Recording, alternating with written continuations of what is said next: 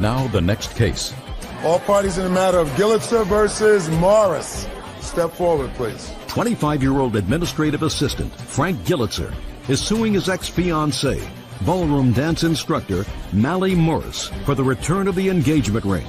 Mally claims Frank told her she could keep it. Mr. Gillitzer, how long were you and Miss Morris engaged? Exactly 1 year to the date. And when did you become engaged? October 18th, 2002. And when did the engagement terminate? October 18th, 2003. And you are seeking in this lawsuit the return of the engagement ring? Correct. When did you ask for the ring back? I believe the correct date on that is the end of January. Once we terminated the relationship October 18th, and then at the end of January, that's when I asked for the ring back, because we started talking again and trying to reestablish the relationship at the end of November. And I moved back to Milwaukee on January 4th of 2004, and at the end of the month, I found out that it just is not going to work. At that point, I started asking for the ring back. Okay. What did Miss Morris say to you the first time you asked for the ring back? The first time, she said no, she's not giving it back. And Did she give you a reason? Honestly, at that time, no.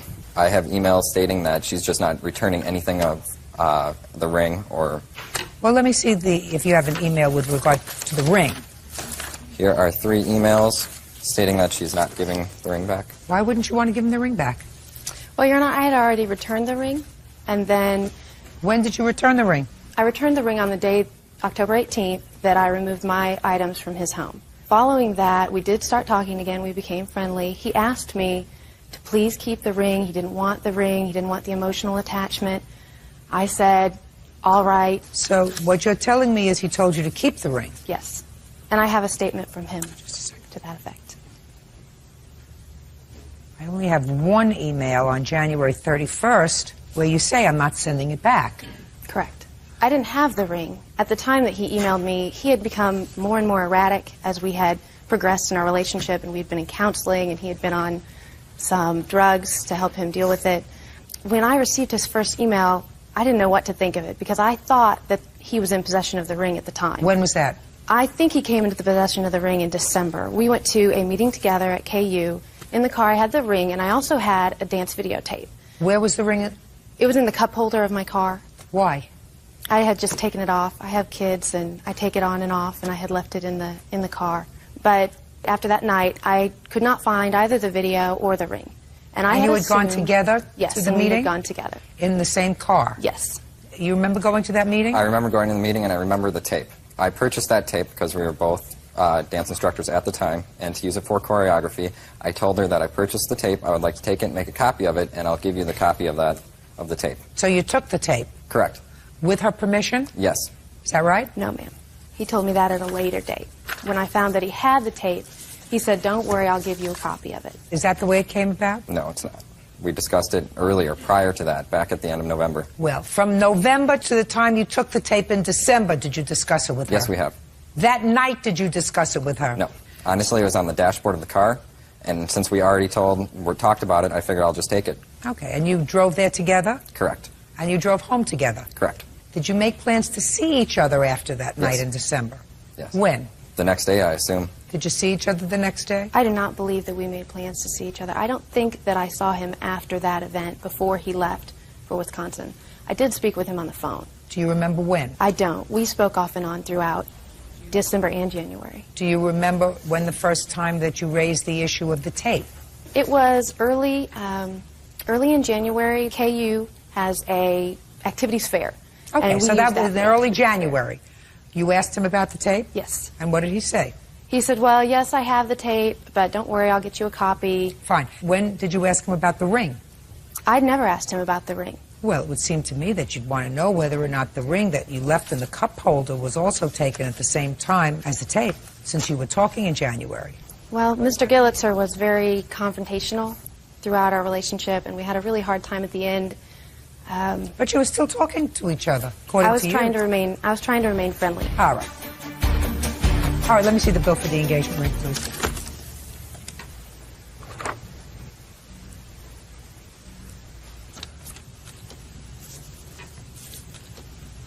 Okay. Not a very difficult case. Miss Morris, it's been my experience that if something doesn't make sense, it's usually not true. a tad older than you are, I have never taken off one of my rings and left it in the cup holder in a car. Never. That doesn't mean that it's impossible that you took off the ring and left it in the cup holder of a car. That just means it's not within my realm of experience. I'm a pretty normal gal. It also doesn't make sense that you would ask him within days about the tape, but not ask him whether or not, in addition to taking the tape, he happened to take the engagement ring that was in the cup holder of the car. That doesn't make sense to me. And you have an obligation once the engagement is over to return the ring to him. You don't have it to return to him. Judgment for the plaintiff in the amount of $1,853. That's all. Parties are excused. You may step out.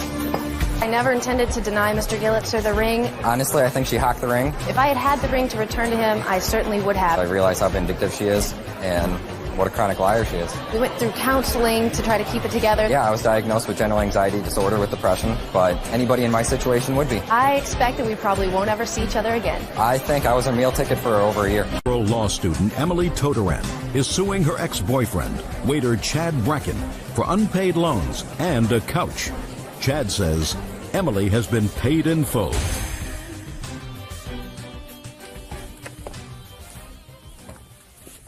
That's case number 499 on the calendar, the matter of Todoran versus Bracken. Parties have been sworn in, Judge. You may be seated. Folks, have a seat. Ms. Todoran, who was your witness? My old roommate, Julie Perry. Does she have information with regard to this case? We lived together when Chad and I first started dating and when I moved out to New York with him. That doesn't answer my question. Does she have evidence with regard to this case, or is she just here for moral support? She's Is not an answer. Come on. You're going to law school? Yes. All right. That's what I gather from your complaint. If you're going to law school, you give me an answer. Does she have evidence? Does she have testimony to offer? Or is she here as just for good company? She just has testimony. Just has testimony. What year of law school are you in? First. Okay. And he? I'm learning. This is Ryan Barr. That's one of my best friends from New York. He'll offer testimony. He helped move the furniture. Okay, good. You two people used to be in love with each other. You lived together for a little while. You don't anymore. And you claim he owes you some money for a loan, and he's got some property that belonged to you, a sofa or something that he agreed to pay for, and he didn't when you broke up. Mr. Bracken says that you were involved in a give-and-take relationship. That's what people do when they live together. Sometimes you paid, sometimes he paid. He owes you nothing. Correct. When did you move in together and where? We first moved into an apartment. It was in June of 2003. Listen to me. Is that the apartment we're talking about in this case? There were two apartments. We moved into I'm one. not interested in the first apartment in 2003. They're both 2003. Get to the one where you were living in, where you say you had to advance money for the security and first, last, and security. When was that? That was July 2003. How much was the rent on the apartment? $1,700 a month. What were you doing at the time? I got a job as a freelance designer. And he? He's a production assistant. And you agreed to split the rent? Yes. Is that right, sir? Yes. Good. Did you give her money for rent? Yes, I did. How much? Half the rent. And what would happen a lot of times is... I'm talking about when you first moved in. Sorry. When you first moved in, you have to give first, last, security. It's a whole big chunk of money. Right. Did you have that money to give her? It did not happen in July the way you're stating it. That's all I wanted to know. Okay. So you did not give her that money. How much did you give the landlord in July? $5,000. You have proof of that? I have a receipt for my deposit and for $1,700, and I have the receipt for the broker's fee that I paid of $1,700. Well, let me see what you have the receipt from. You should have the receipt from everything. You should have your check, canceled checks. Documentation, because he was my boyfriend and I trusted him and I loved him and I did not think that I would ever need these kind of things. We had an oral agreement. Listen to me, my dear. I trusted him. I know it was stupid. Listen to me, my dear. You're going to law school. When two people love each other and are committed to each other, they get married. Then we have courts for them. What happened with you is you decide to come into court and to sue him and say, listen, I didn't keep my receipts. I don't have proof, but we had an agreement. And our agreement when we moved in together was we were going to split the bills down in half, right? And we didn't. I paid more. And he says, well, there came a time when you moved into this apartment that you lost your job. Mm-hmm. And I picked up the slack. No, he didn't. Well, that's what he's saying. He's lying. Just a second. How am I supposed to figure that out? I moved out in December, and I paid rent through the end of January to give him time to find a new place, because actually we were getting evicted. Show me. I can't. I called the landlord, and they refused to send me receipts since I was involved in a lawsuit. I'm telling the truth. I'm under oath. I would not make this up. Did you break the lease? We did. They just let us out. They just let us out of it. What happened in 2004? He made payments to me all year. How much? He paid me payments of $62, $100, $60, $50, $150. The last payment was this past December, 2004. I have the cashier's check right here for $150. How much did he pay you in total? $422. What did you give her $422 for? I felt that I owed her after, because every time I would try to negotiate with Miss Toderon and say, because she always stuck with that number. And What number? $5,800. And I said, there's a lot of things that we need to talk about, why certain expenses shouldn't be considered in that debt and other things like that. Now, so what I came to determine was $1,400. And so I was acting in good faith by paying towards that. Okay, so let us say that after 2.5 years, you decided that $1,400 was your fair share. Yes, ma'am. Because you paid for some things, she paid for some things. Neither of you have records. I have records. I can show So everything. why didn't you finish paying the $1,400? No, I did. That's She what says the she payment. got $400 from you, $422. Okay, I can show. Show me cancel checks for more. Certainly. And then we're out of here. Well, I can only show you $300 in addition to what she is saying. Show me.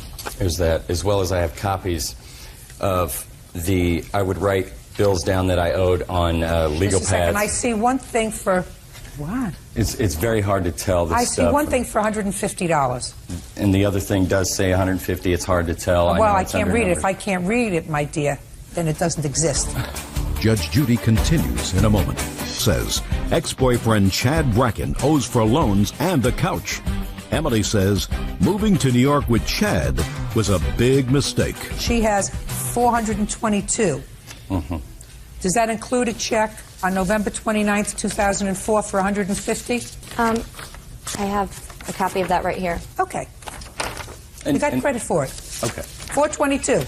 So what happened to the rest? All What right. happened to the other $1,000, Mr. Bracken? Okay. Now the rest, well, there are payments. As Ms. Toderon said, we didn't keep a lot of these things, so I've shown you everything that I do have. All right. So let's But start I from do the have, I'm Yeah. sorry, I do have all the expenses from moving her furniture, which was 6 months after she left, actually almost 7 months after she left, that I kept with me. I moved twice. Mr. Barr helped me move these things into Brooklyn. Now, when we moved from New York, I moved everything and paid all the expenses to return her furniture to her. How much was that? $1,227. Did you receive furniture from him? No, I did not. Just a minute. What did you return to her, sir? I returned all her stereo equipment, a television. Nope. Show me the address where you sent it. I didn't send it. She came and picked it up from my house when I got back to Indianapolis. Lies. You said expenses to send it back to her. No, to move it back. Give it back to him. You owe her $1,000. That's based on your statement, sir, because I'm not going through your bills from 2.5 years ago. $50 here and $12 there. Let's take what you have. Okay. The debt that you acknowledge was $1,400, and you paid her $422. That leaves about $1,000. Now, what about this couch that she says that she sold to you and you never paid her for? Okay, can I just back up 1 second? Yeah. So the moving expenses. I'm getting so bored with this. All right. All right, Those the are boring. furniture. Basically, the furniture, when she decided to move, she said she would stay until February. In actuality, 3 days later, she was packing when I got back from work in a minivan. Now, It must have been your personality. I can't speak to what was in her head. I can't speak to what her... The couch. Okay, so she left 3 days later in a minivan. She said, I can't, move this furniture. I said, well, if you're going to charge me half of it, take the furniture with you. She said, no, I can't move it. You keep it. Okay, and your Can I version of the speak? couch? My version of the couch is we went to the store together with the intention of purchasing a couch and paying for half of it, which I have the receipt for No, right you weren't here. intending to purchase a couch for half. You were intending to purchase a couch for full price. Yes, so I purchased... You're each going to pay half. I purchased the couch for full price, and before I purchased it, I said, you're going to pay me back for half of this, correct? Just don't look at it, don't look at it. Okay, and he said yes. So then when I was moving, he was going to stay in New York for an indefinite period of time. So I said, you know what, you keep the couch, you still owe me half for it, but you just go ahead and keep it. Listen, when two young people want to play house, they shouldn't irritate me. You have the couch? Yes, ma'am. Did you return her stereo equipment? Absolutely. No. Did you return her television set? I returned everything. Go ahead. Sometime in April or something, the new apartment he lived in New York, like, burnt down. Did he return any property to you? He returned my TV, but my stereo apparently was damaged in the fire. Judgment for the plaintiff for the amount of $1,000. That's all. Step out. Don't play house anymore. Parties are excused when they step out. The defendant is probably the biggest liar I've ever met in my entire life. When we got to the end of the relationship and she hadn't been employed for 2 months, she realized she'd be safer back at home. I think she left. I thought Chad was sketchy all along, so I was actually warning her at the time when she wanted to move to New York with him to not do it. She made a bad decision being in New York, and she paid for it, and she wanted me to be the easy target. I just don't understand how a person like that can live their life and get out of bed and think they're a good person every day, and his hair is kind of disturbing too. I hope this ends it. Pope is suing her former live-in boyfriend, 21-year-old machine operator Jonathan Page, for rent, the balance on a car, and for the return of property he stole from her storage unit. Quiet in the courtroom, please. All rise. Quiet in the courtroom. I'd be quiet if I were you. Yeah, this is case number 564 on the calendar in the matter of Pope versus Page. You're welcome, Judge. Parties have been sworn in, Your Honor. You may be seated. Ladies, have a seat, please. Ms. Pope, the defendant was a former boyfriend of yours. You lived together for a period of time. Yes. You no longer are together. Correct. According to your complaint, Mr. Page owes you for a variety of things. Correct. And in addition to these loans that you claim, you say that he has some property that belongs to you that he took from storage. Yes. Mr. Page says he owes you nothing. There was never an agreement to pay rent. The car that you bought him was an old piece of junk, and he returned it to you anyway, and that was a gift. And that the one thing he took from storage with his current girlfriend, who I assume you brought to court? Yes. Right? For any particular reason? Yes. Or just to be irritating? No. He returned to you, which was a sewing machine that he took from storage, and he gave it back. So, during what period of time did you and Mr. Page live together? From January of 2002 to March of 2004. And was this in an apartment that you had leased? We first lived in a house that I owned, and then I sold the house and we moved into a house that was rented until we broke up. And who was on the lease in the rented house? We both were. Is that right, sir? Yes. Who moved out first? Me. Any particular reason? He wasn't helping pay the bills, so I figured I had to go somewhere cheaper I could afford. Where were you working, Mr. Page? At Rayco, the place I currently work at. Rayco? Yes. What is that? It is an electrical supply company. How long have you been working there? It'll be 2 years in September, so about a year and a half. And what kind of money do you earn there? $45 a year. It's a decent salary. So you were helping to pay the bills? Yes, I was. No, he wasn't. Ah. He didn't have the job until close to the end of the relationship. Tell me about the rent arrangement that you claim. When he moved in with me in January, we both agreed we January of what year? would... 02. We agreed that we would split the house payment in half and the utilities in half. Everything would be 50-50. You're not claiming anything from 2002, 2003, are you? Yeah, I paid all the house payments. I'm not interested in that, madam. Okay. If you didn't pay the bills in January of 2002, February of 2002, March of 2002. He did pay some. He gave me $4,000. March of 2002, June of 2002, you pack a suitcase and you put them out. He did pay some. I'm not going to 2002, 2003, 2003 until 2004. You know, if you're sleeping with somebody and living with them as a family and everything is going along smoothly and you let him slide with regard to the rent because he, according to you, wasn't working and didn't get a job until, according to you, the end of the relationship is over now. Don't bother courts. Okay. You got it? Mm-hmm. Good. So, he moved out in March of 2004? Correct. And you got the job, listen to me, sir, you got the job in September of 2003, according to you. Correct. Did you contribute to household expenses from March of 2004 until September of 2003? Yes, I did. You have receipts for money that you gave her? No, I did not.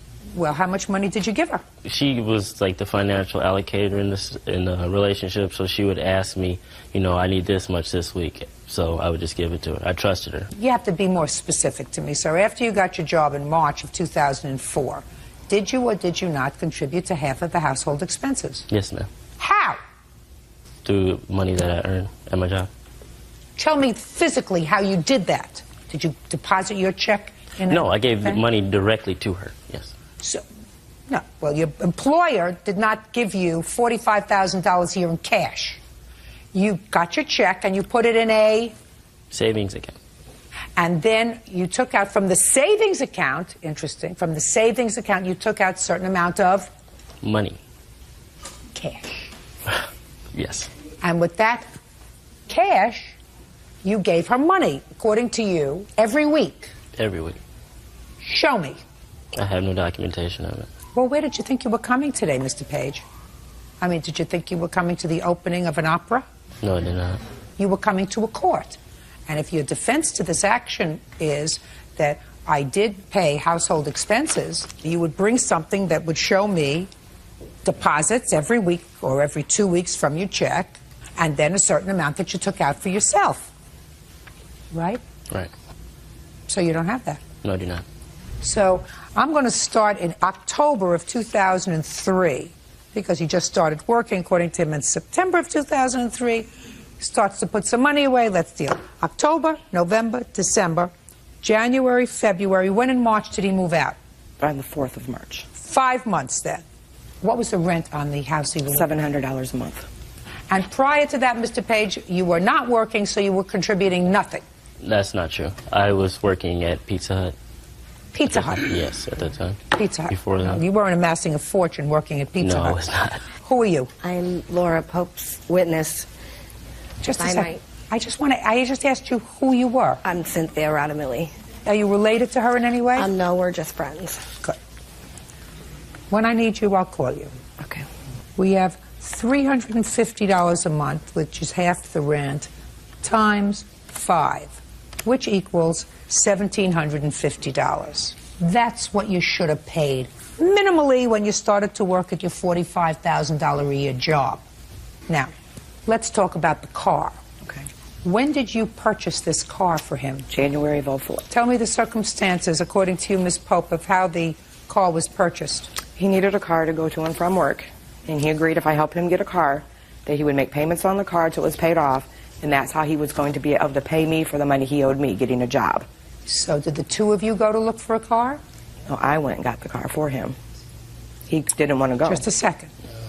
On what day of the week did you do that? I don't know. I have the paperwork. Paperwork you may have, madam. My question is, how old are you? 21. 21-year-old guy doesn't say to somebody who he's living with, listen, I want to buy a car, I need a car to go to work. If you go pick it out for me, I'll pay you for it. Right. And she went there with her ex-boyfriend, Your Honor. Just a second. Does it sound as if you're losing this debate so far? Except the rent part. Judge Judy continues in a moment. Her former live-in boyfriend, Jonathan Page, owes for rent, the balance on a car, and for the return of stolen property. Go ahead. We weren't going to get a fancy car, just something that would get him to and from work. That's what we agreed on. And that's what I got. When I took the car back, he said it's fine. I could have took the car back. I had 5 days to take the car back. He agreed it was fine. And we also agreed he would only pay half of the car. I was helping him out. You mean they let you take the car off the lot without paying for it? No, I put a deposit down to take the car off the lot.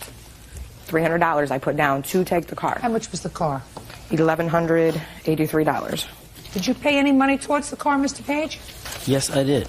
You did? As far as repairs and Oh, no. go. No, I didn't. My question to you, Mr. Page, is a simple one. I speak English.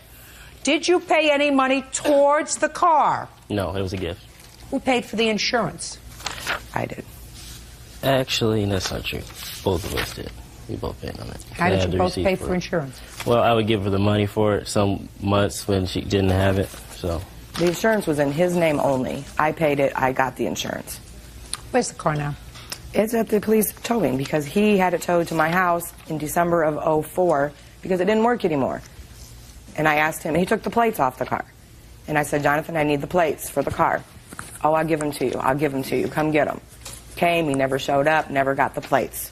The plates are still good until May of this year. What'd you do that for?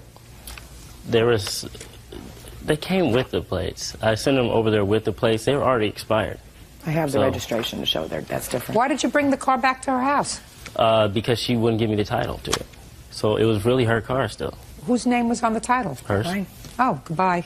You had the car. You should have taken better care of it. All right, let's not deal with the car anymore. What else do you claim he owes you? He owes me for property he stole out of my storage Now, bin. why did you go to her storage unit? That's the question that I have. That was our storage bin. Yeah, she had gave me one key to it. We both had both of our stuff in it. What did you have in there?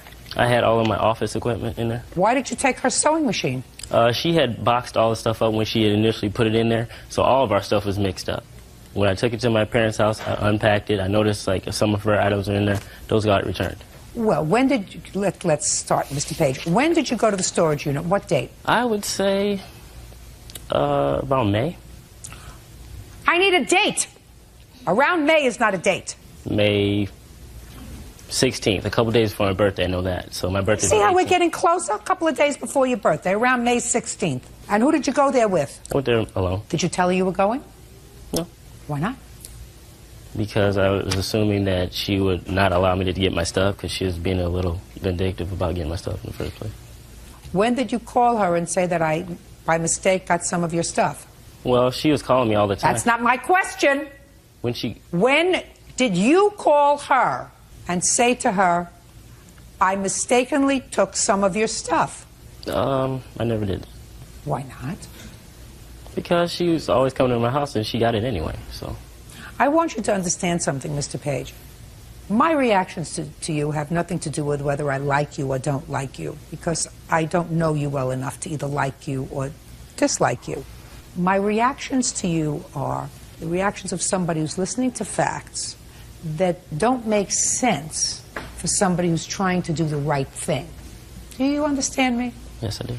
If you're in a relationship with somebody and lived with them for a substantial period of time, and for most of that time they were supporting you, which she was, and you had some things that were in a mutual storage facility, I can understand, as a matter of fact, why you would want to go there by yourself and not confront her if you separated in something less than an amicable situation.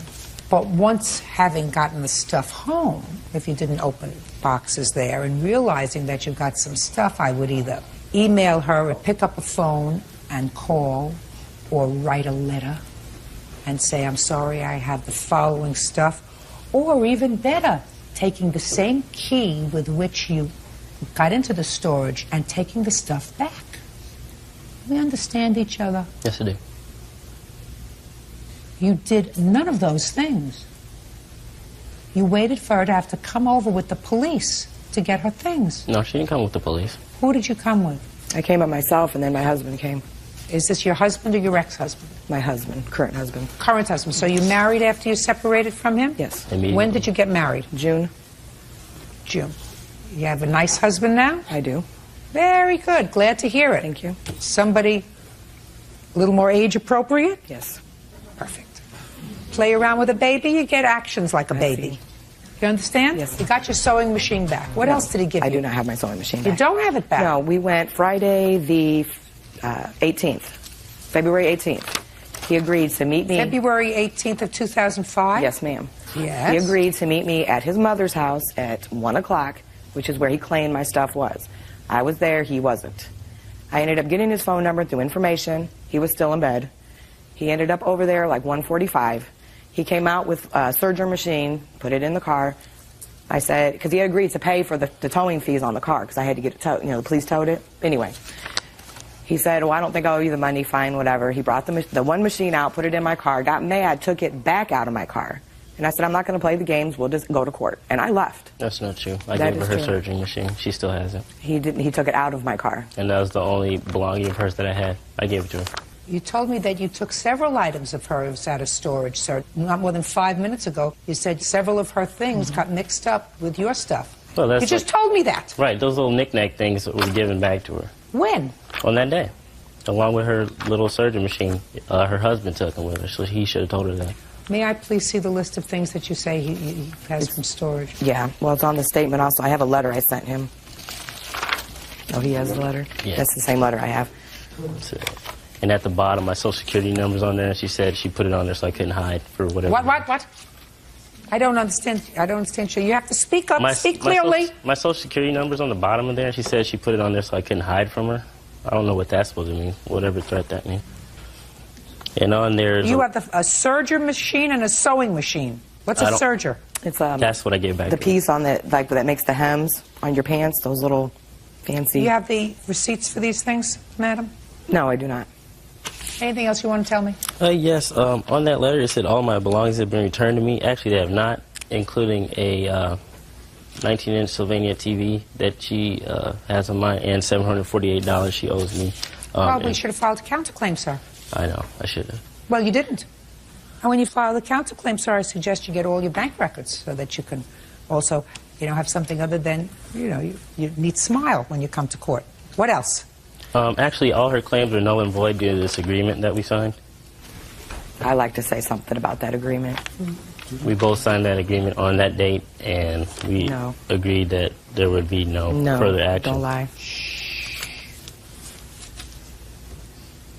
Ms. Pope, I have a letter. Yes. An agreement. Yes. That is signed. Yes. Your signature, dated the 18th of February, date that I think that you discussed that... We had went over there. You came over to the house to get your property. Correct. And I'm going to read it to you. It says, final settlement. Who typed this up? I typed it up. Final settlement on this date, February 18th. You both agreed that neither party owes the other any monies or property from this day forward. This settlement agreement includes and is limited to all dates and times prior to February 19th, 2005. Final settlement is legal and both parties have agreed fully to its content, and final settlement can be used in a court if ever contested by either party. When did you prepare this? Prepared that the day we agreed to meet, the day he said he was going to make the payments and return my property. I showed him that paper. I said, this is what we'll sign. I had already signed it because I believed he was going to do what he said. He took that paper and would not give it back, and I told him, I said, because there was two copies, my copy and his copy. I said, we both have to sign this for it to be in agreement. Where's your copy? He never signed it, so I didn't bring it. Well, wouldn't that be some evidence, madam, that it was not fully executed, that each of you didn't have a fully executed copy? He knows he didn't sign it there. He knows this. Yes, I did. There is no other copy. Listen to me very carefully. There is something called the parole evidence rule in contracts. Parole evidence rule says that you cannot go outside of the four corners of a document in order to explain away a document that is valid and clear on its face. Do you understand? I understand that. Now, you are older than he is. He's a baby. You're, according to him, 13 years older than he is. You've been in business, you work, you support yourself, you take care of yourself. I think that you're smart enough not to sign something until you get what you're supposed to get. You had not gotten the rent money, because this doesn't say, upon condition that he pays the rent, then we've settled. Upon condition that he pay for the car, $600, we've settled. Upon condition that he returns the sewing machine, we've settled. This says that on this date, you've settled everything. The only way you can explain it away is by saying, listen, he forced me to sign it. I was under duress. I was in the trunk of his car, and he said he was going to close the trunk of the car without air holes. So I signed it. You didn't say that, did you? No, I did not. Unfortunately, Miss Pope, you have a nice husband now. We're not talking about a lot of money here. We're talking about money that probably some of which was a gift to him, some of which you never expected to be returned to you if the relationship lasted. So you got away cheap. You have a happy life, enjoy it. That's all. Parties are excused. You may step out. He's a mooch, and he has nothing, and everybody that we live with knows what he did. Just trying to hurt me because the relationship didn't end the way she wanted it to, and I didn't agree with all her little demands. He's smokes weed. He has sexual problems. She's saying those just due to the fact that she lost in court today. To this day, he calls me at my job, 3 o'clock in the morning. He calls me at home. Stay away from people off the internet. They're psychos. Leave the younger ones alone. They're not grown. 18-year-old waiter Kevin Bacon is suing his father, insurance salesman Anthony Bacon, and his wife Kathy for the return of a stereo, a laptop, and money they were keeping in a savings account.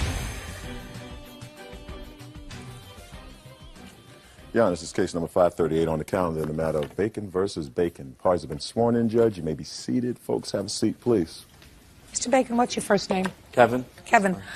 This is your dad and your stepmother, and according to what I read in your complaint, you were having some difficulty.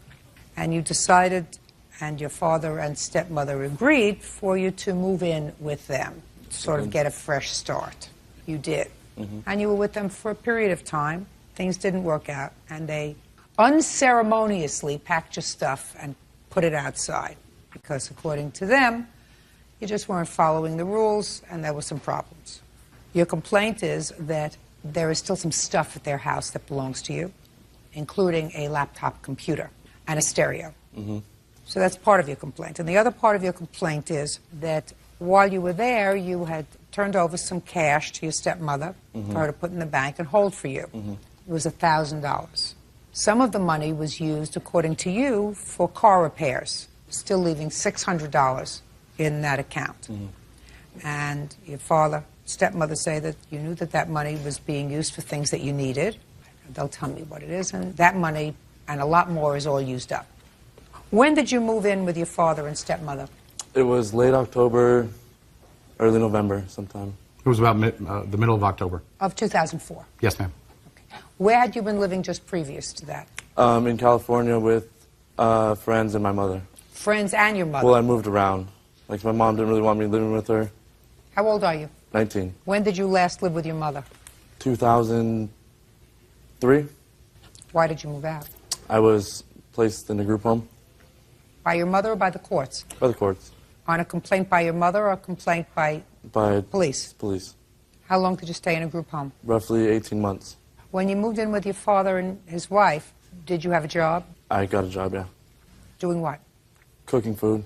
When you moved in, let's start with the property, the stereo, which is the big ticket items that you talk about in your complaint. Did you bring that with you? No, it was given to me as a gift. By whom? My father. For what? Christmas. Tell me about it. It was wrapped up, and he said, here, Merry Christmas. Is that right? No, ma'am. The stereo that I had in our living room was set up for surround sound. At one point in time, it no longer worked, stereo surround. I talked to Kevin about it, and I said, we're going to get a new one. When I do, I'll move that one up into your room. The old one? Yes. Yes, we did buy one at Christmas, but it was addressed to family. It wasn't addressed to Kevin. Well, that's a different story than buying a new one, Kevin. It was wrapped and said my name on it. All right. Tell me about the laptop. The laptop was given to me as a gift a couple of years ago. By whom? My grandfather. That came with you? Yeah. Is that right? No, ma'am.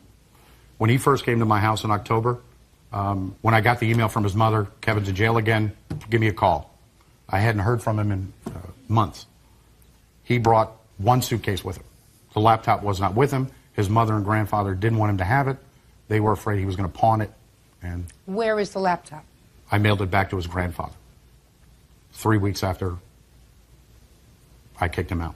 Well, you probably shouldn't have done that, because if his grandfather made a gift to him of the computer, he can't say, listen to me, he can't at this point attach strings to it, but he doesn't have the computer anymore. Your grandfather has it. Have you been in touch with your grandfather? I actually called him, and he has not received it. I called my father, actually, and asked him for a tracking number or something so I can try to find it. What's the tracking number? I have no tracking number, Your Honor. I looked up his grandfather's address on the internet. I addressed it to him. I don't believe that, sir. When you mailed it back to him, did you call him? I emailed my ex-wife, yes, ma'am. I didn't want to call him. I'm tired of all the abuse from... I'm not talking about him. I'm talking about his grandfather, Mr. Bacon. Oh. Mr. Bacon, let me tell you something. I know when someone's telling me the truth, and I know when someone is not. Do you understand? Yes, ma'am. You just told me a fib, sir. You just told me a fib about mailing the computer back to Grandpa. That's a lot of baloney. So he's coming to pick up his computer. Because I don't want to embarrass you any further. I don't want to embarrass you in front of 10 million people. But you didn't mail the computer back to his grandfather without calling his grandfather and saying, listen, this is the address I have for you that I found on the internet. Is it the right address? I'm going to send it. Here's the tracking number. I'm sending it by UPS, by FedEx, by carrier pigeon. I want you to have it because you didn't want me to give it to Kevin. Do we understand each other, Mr. Bacon? Yes, ma'am, we do. Good! You gave $1,000 to your stepmother. How long did you live with your father and your stepmother? 3 months. And how much money was used up for car repairs? I have one for $390 for my ignition, and then I have one for my tires, which was $400 and something, but he paid for that, and I wrote him a check out for that. Okay. You want to explain to me what that other money was used for? Yes, ma'am. Okay. When I had spoken to Kevin on the phone and his mother, I told him that Kevin, don't play with papers. He was going to have to, my house, my rules. I mean, just like when Rebecca had moved back in, she paid $150 a month rent. She paid for her own phone. And if she went to school while she was living at my house, I would give her that money back. But it's not going to be a free ride. So I told him the rules hadn't changed. You will pay $150 a month rent. You will be expected to do chores around the house. The phone wasn't brought up at first. Between the middle of October and the 1st of January, or 1st of December of 2004, luckily I had free long distance. Kevin made approximately 800 calls to girls in California. That's not counting all the times they called him. So at the time, Rebecca had moved out, and she had her own phone upstairs. The deal was, you take that phone because I'm tired of your girlfriends calling at 3, 4 o'clock in the morning. Does that sound familiar to you? This does. Okay. You take that phone and you pay for it. Yes, ma'am. How much was it? $39.60 a month. Approximately. For how many months? November, December, and January. $120. That sound fair to you? That's fine. Now, what about the $150 a month rent? Kevin, did you agree to pay that to your dad? I actually did pay that, and that was another thing that I wanted to throw in there. Because I paid January 7th, and then he kicked me out. So January 7th? Of 2005. Yes, and when did he put your stuff out on the That was January 9th? No, ma'am, it was January 16th. Okay. Okay. So what you're saying is you paid him the $150 every month. Who did you pay it to? Well, that was the first month he asked me for it. In January? Yeah. When I first moved out here, Your Honor, I got a job, and I was making pretty decent money, and I didn't have a bank account or anything, so he said he would hold my money for me. I said, that's fine, it's not a problem. So I gave him my check, he would cash for me, anything I needed, that he would buy for me. I said, okay, you know what I mean? I didn't keep track of my money, didn't even care about it. Like, me and my dad were having a good relationship. So I wrote him the check. This is the first check I wrote to him because this is the first bank account I had. Okay, now before that, sir, is what you're telling me. So for, let's say, 2 months. Okay. Let's say 2 months. They were supposed to take the $150 out of the $1,000 that you gave to your stepmother. No. I didn't give her that $1,000 until the 13th. Of what? January. And they kicked me out the 16th. Oh, shh. Is that right? That's correct. Go ahead. What else? Before he came out, his mother called me and told me he had gotten a tattoo on his chest. 4 numbers. 5150. The LA police call for criminally insane. Yes. When he came out, we talked about it, and he decided that he wanted to cover it up. Yes. And he would pay me back the $160. Actually, it was $160 plus tax to pay for it. I'm sure, Your Honor. He said he would pay for it because he wanted. It was like a mutual agreement between all my family wanted me to cover it up, and I was kind of done with it. What month did you have the tattoo removed? November, October, November. You have to give him $477 of the money back, and consider yourself very fortunate that he's gone. Where are you living now? And I'm renting a room in the same town. Are you behaving yourself? Of course. Of course. Look, Kevin, I'm going to get your laptop back and make sure that you use it for only smart things. Okay. You know, you try. You're 19. Listen, stop playing with it. I'm lecturing you. You know, don't annoy me. I'm lecturing you. Sorry, Your Honor. Judge Judy continues in a moment. And later today, Bacon says his father, Anthony Bacon, and his wife, Kathy, owe for the return of a stereo, a laptop, and money they were keeping in a savings account. You have to find some other way of expressing your individuality, sir, other than by making yourself kooky looking. With whatever it is. Tattoos, piercings, doing the wrong thing, you know. You're 19. You're not a baby anymore. You either have a whole life of misery, or you can say, listen, I had a good time. I did a lot of stupid things. Party time is over. It's time to not do anything else to draw negative attention to myself. It's time to move on with my life. Or you can continue to be an idiot. The choice is yours. If you continue to be an idiot, you're going to continue to be an idiot with your laptop that your grandfather gave you and $477 from your bank account. That's the judgment of the court. That's it. Period. Goodbye. Have a happy life. Parties are excused. You may step out. It was more about just trying to get my stuff back. I mean, I thought it would scare him into getting it back. He wasn't trying to scare me. I think he was led to this by other members of his family. I'm an 18-year-old boy, and I like to go have fun. They make you come home early, and I mean, it's just try to have a good time. 2 o'clock is not unreasonable, but when you don't come in at 2 o'clock and you come in at 6 o'clock the next evening, that's unacceptable to me. Well, I understand his house's rules, but he takes it to another level. He tries to control everything. I think it was very wrong of having to try to hurt his father like this and take advantage of us. Never knew my dad growing up anyways. I don't think there's a rift. I love my son. I'll call him when I get home. And now the next case. All parties in the matter of Riley versus Kent. Step forward. 25-year-old restaurant manager Cody Riley is suing his former roommate, 20-year-old barista Zachary Kent, for selling his property while he was in jail.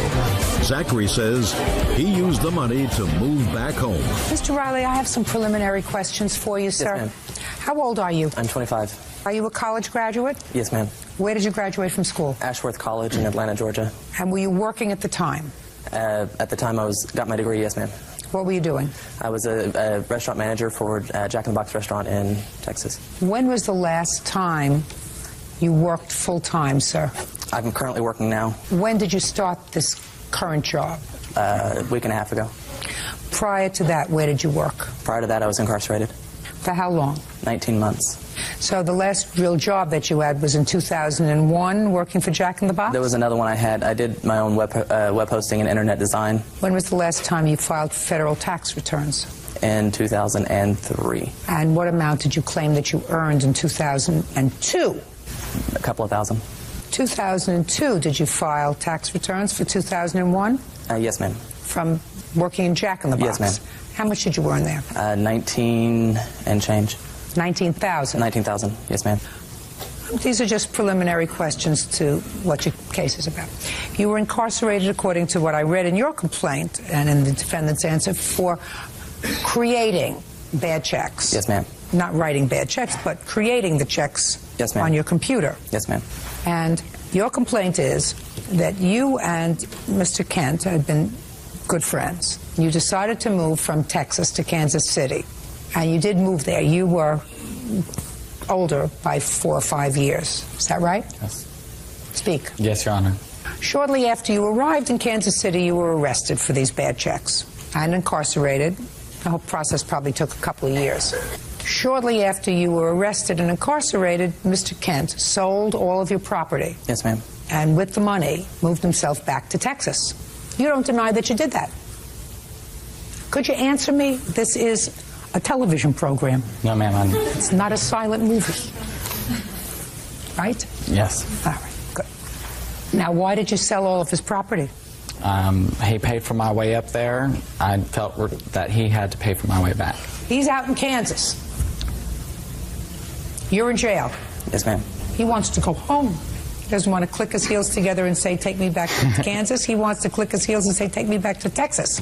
How'd you expect him to get there? I had told him recently, whenever I spoke with him, that had he asked or something like that, I would have done something. But taking all of my belongings that cost far more than a trip back to Texas. And what belongings did he take, Mr. I have a list of all the belongings that I had in my apartment, including a television, stereo, furniture, dishes, clothing, 2 pet dogs. Let's see it. Mitsubishi television set that you paid how much for? $2,099. Where'd you get the money from? I had my web hosting company, so I had money from that, and my mother also helped to pay for it. You see the beginning questions that I'm asking you, sir? Yes, ma'am. Now you're getting red. Now you're getting flushed. I want to tell you something that is apparent to me. We just went through the last 4 years of your life. The last 4 years of your life suggests to me that you had no discretionary income. So I want to know where you got the money for thousands and thousands of dollars worth of stuff, sir. Is it possible that some of this stuff was purchased with the proceeds from your forged checks? Yes, some of it probably was. You're coming into this court and saying, well, I wrote a whole lot of bad checks that I paid for a lot of extras for in my life. He had no right to sell it. And I want you to give me that money back. Your Honor, some of it was obtained through legal means as far as my jobs over the course of several years. Some of it was obtained via credit and with the help of the family. I've got receipts for those showing that they were credit and cash purchases. I don't care whether they were credit or cash purchases, or you were forging checks and cashing them. And I also paid restitution on all of that. How much did you pay? $3,000. This is $10,000 worth of merchandise, sir. How do you expect a court to differentiate between what you got through legitimate means and what you got through your forged checks? Some of the money I had probably came from the checks, but some of it came from the web hosting company as well. Some of it came from And I'm family. saying to you, you expect a court to spend 1 second of time, Mr. Riley, in trying to decipher what property you purchased through the sweat of your own brow, through legitimate means, and what property you purchased by using forged checks? No. And you expect me to spend a moment of my time? No, Your Honor, the police... Good! Because I'm not. Thank you very much. Your case is dismissed. Goodbye. Parties are excused. You may step out. I didn't know what was going on until he went to jail and I spoke with his lawyer. My theft then, I did my time. His theft now, and he's getting away with it. He just told me that he made a mistake and he didn't mean to do it. Whenever the police department did come in, I told them that he had nothing to do with it. He didn't know I was involved. He wanted me to bond him out, but I wasn't going to. The person who I had brought with me and I thought was a friend had, in the end, stabbed me in the back. And now the next case. All parties in the matter of Lang versus Lewis Finch. Step forward, please. Legal assistant Mary Lang is suing 16-year-old Timothy Finch Jr. and his mother, Octavia Lewis, for the cost to fix her car. Mary says Timothy dented the vehicle by kicking it. Miss Lang, it is your claim that this young man dented your car. That is correct. By kicking it? Yes. Mr. Finch says that it was not him. Okay. When did it happen and where? On February 3rd of this year, I was getting into my car. The defendants and some other kids were across the street and they were throwing snowballs at me.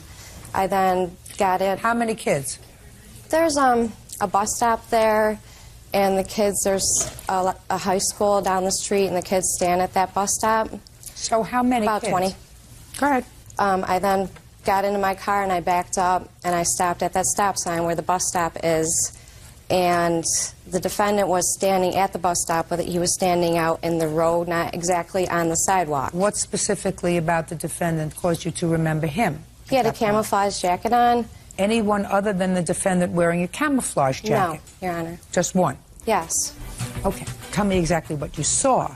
Well, I had to go a little slow because I was watching out for these kids that were in the road, and there was another car coming this way, and I was making a right-hand turn. So I was looking to make sure that I wasn't hitting these kids or whatever, and I saw the defendant kick my car in the passenger side mirror. What did you do? I then pulled up to see if there was any damage, and there was a nice dent in my car. And I went back to my apartment and I called 911. My apartment is right across the street from the bus stop. Okay. I want to hear what Mr. Finch has to say. I had detention in school, and I got into a problem earlier in the week in school, so they wasn't gonna let me out the building until they knew the bus was exactly coming. So when I left out the school, I was walking down the street, and all you heard was like, oh, like they was yelling, like we thought it was a fight or something. So we walked down there, and then it was a Caucasian, like a heavyset boy was across the street, and other kids was running at him, tackling them, jumping on them, and then they was throwing snowballs at her also. And then they was kept on throwing them, so she went in her doorway, she called the cops. And then I guess the cops ain't come, so she got in her car, she whipped out her driveway, and then she drove off real fast and turned the corner. I was standing next to her, and then there was a whole lot of other people in front of me. And then when she turned, it was an older dude that was out there that ain't go to school. he kicked her car. She stopped, and when she got her car, she said, "You're going to pay for this damage at my car." She was looking at the dude right in his face when she said it, and then she bagged up, and then she went in her driveway, and then she got back in the doorway. What did this dude look like? He was dark-skinned. He had a camouflage coat on, he had a black hoodie, and he had a braids on, but he had a hat on. Had you ever seen him before? I seen him. He come up to our school mostly every day. He don't go to our school. He just come up there mostly every day. What does he do at your school if he doesn't go to school there? He just come up there every day. He just be out there talking to everybody. Every day? Every day. So you've seen him 50 times? Yes. And no question that you could identify him?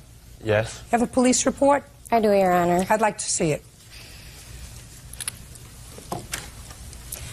Now, they took you off the bus, is that right? Yes. Did this older guy also get on the bus? No, once she called the cops, him and the other two dudes that was with him, they went off back towards, towards Granite. That's the street back that way. Now, when the police took you off the bus, did you tell the police at that time that you could identify the true perpetrator because he came to your school every day and you know who he is? Did you tell that to them? No, I didn't. Well, you just told me, and it would seem to me logical, Mr. Finch, that if you had not committed this crime and the police took you off the bus, you would have said, listen, it was this older dude who comes to the school every day, who I know, because I've seen him at least 50 times. I can point him out to you. I would tell that to the police like that. This young lady, step up, whose name is? LaToya. That LaToya, who was standing right next to you, right? That's what you said. Yes. You saw exactly what he saw, right? Yes. You were waiting for him because he got detention? No, I was also in detention. Everybody's in detention. Now, after he got pulled off the bus, were you on the bus with him? Yes. Did you get off the bus? Yes. Did you tell the police that it wasn't him, it was this other guy? He told me about this other guy who did it. Yes, I told them when they were on the bus. You told that to the police? When they were on the bus, we pointed to people, the two boys that actually did it to her car, but they didn't take them. They took him and another boy. Are you telling me that you told the police that it was boys on the bus who caused the dent to her car? Yes. Sit down. He says they had walked away already. Okay. Can I see pictures of the car, please?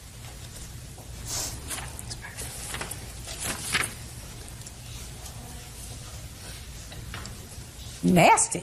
Nice little kick. For no reason. Just because being stupid. Judgment for the plaintiff in the amount of $1,500. That's all. Step out. Parties are excused. You may step out. The lady didn't know who kicked her car because she pointed to the first person that took off the bus. She said that they did it. They coerced him into admitting that he done that out of scaredness to go to jail on that particular day. There was no interrogation. It was either he arrests him, I just wanted the damages paid. He said the lady's going to want you arrested if you go up to her and say you didn't do it. The defendant did kick my car. I saw him. I did not kick the lady's car. And now the next case. All parties in the matter of Conger versus Tates, step forward, please. Plaintiffs Chuck and Karen Conger are suing the father of their grandchild, roofer Jeremiah Tates, for the cost to fix a '97 Ford Escort. The Congers claim Jeremiah's driving caused the transmission to blow. Mrs. Conger, you have a daughter whose name is Brenda. Correct. Let me guess, Brenda. Yes. Your stepdaughter. Yes, ma'am. And this is a convoluted story of a car, a 1997 car, that was purchased for your daughter and the defendant, her then boyfriend and father of the two children. And the arrangement was that the two of them would pay you back for the car. Mm-hmm. Well, then they had an off-again, on-again kind of arrangement. And at some point, Mr. Tates took the car with your daughter's permission because she got a new car. Mm-hmm. And he was driving the car and making the payments. Yep. And then the engine blew on the car, and he had the car towed to your house, and he said, I'm not making payments on it anymore. So you want him to pay for the repairs that you did to the car in order to get it up and running because you still have the car. Correct. That's really what the lawsuit is about. You want him to pay for the repairs. Mm-hmm. And Mr. Tate says, I only drove the car for a couple of months. Brenda has always driven that car, right? Correct. So why are you looking to me to pay for the repairs? So, the car was purchased when? I'm not sure when Brenda purchased the car. Brenda, step up. When did you buy the car, Brenda? The car was purchased, I want to say, in 2001. Okay. And it was purchased in your name? Yes, ma'am. Is it still in your name? No, ma'am. Whose name is it in? It is now in my mother and stepfather's name. And who drove the car in 2001? I did all the driving. Jeremiah did not have his Okay. You did the driving 2001. Who did the driving of this particular car in 2002? I did. Who did the driving of this car in 2003? I did half of it, and then Jeremiah took over. Okay. Now, when did Jeremiah take over the car? October to May. To May of both. May of 2004. How did he come to have possession of the car? We were trying to work on things, and we just couldn't do it. So when I left, I also had another automobile. Jeremiah had his... Just a second. When you left, what do you mean you had another automobile? Oh, I'm sorry. When Jeremiah and I separated, I took my income taxes and I purchased a SUV. So for him to have transportation for his work, he also goes to a school and he has children. We just talked about it, and he was going to take that so he would have transportation for those needs. Is that right? Yeah, that's correct. But the Explorer she had was paid off with the taxes she got back from our two kids, claiming our two kids. So, I mean... Did you support them? Yes, I did. Is that right? Yes, ma'am. Why did you claim them both that year? He was the sole supporter of the family. I did not work. I went to school and I took care of the children. And when we separated, we were not on talking terms. I needed money. I needed to take care of my children and get a roof over our head. So you claimed the children as your deduction? Yes, ma'am. Even though he supported them? Yes, because when he claims taxes, he is paying the IRS right now, so he would not have received anything. I tried talking to him about it, but at that time we were not. What do you mean he's paying the IRS? He has back taxes. He used to own his own business, so he's dealing with stuff so like you that. wouldn't have gotten the money anyway, but No. at least she got the advantage of it. Is that what you're telling me? Yep, that was clear, Your Honor. Okay, and how much of an advantage did you get? Not much. I think my return was only $3,100. $3,100. Yes, And you ma'am. got $3,100, and you actually did not support the children. He did that year. Yes. Fine. Who's driving the car now? My daughter is. Which daughter?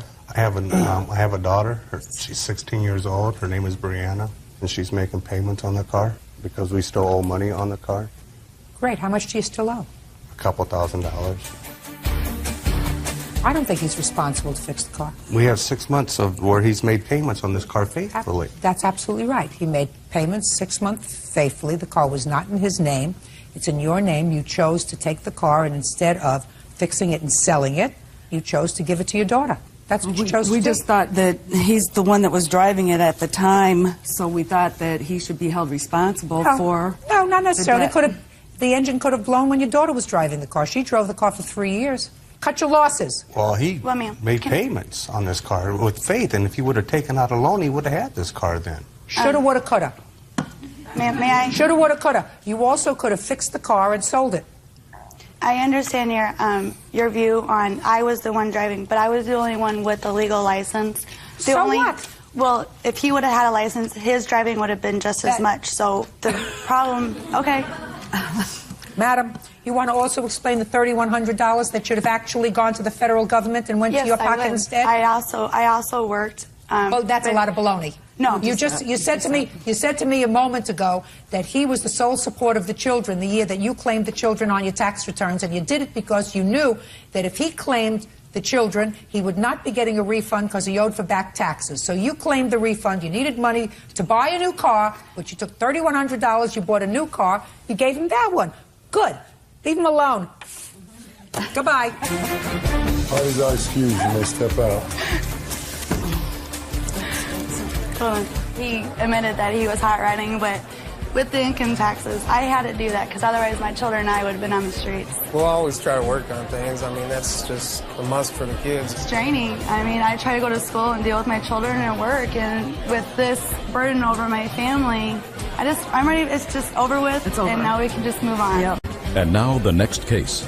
All parties in the matter of Landers versus Lowry, step forward. Forklift operator Daryl Landers is suing his ex-neighbor, Rochelle Lowry, for an unpaid loan for tires and lost wages. Rochelle is countersuing for assault and harassment. Mr. Landers, it is your claim that you made a loan to the defendant during the time when she was separated from her husband. I assume this is your husband? Yes, ma'am. The loan was for tires for her car. You want that money back. Yes. You say that you gave her other monies, you paid for other things during the course of your brief relationship. You don't want that money back because that was a gift, but the tires clearly a loan. Yes, ma'am. Ms. Lowry says that the tires as well were a gift from you. There was never any discussion of repayment for the tires. And she has a counterclaim because she says that you became both abusive and assaultive when she reconciled with her husband. And she has a whole litany of things that you allegedly did to her. How did you meet her?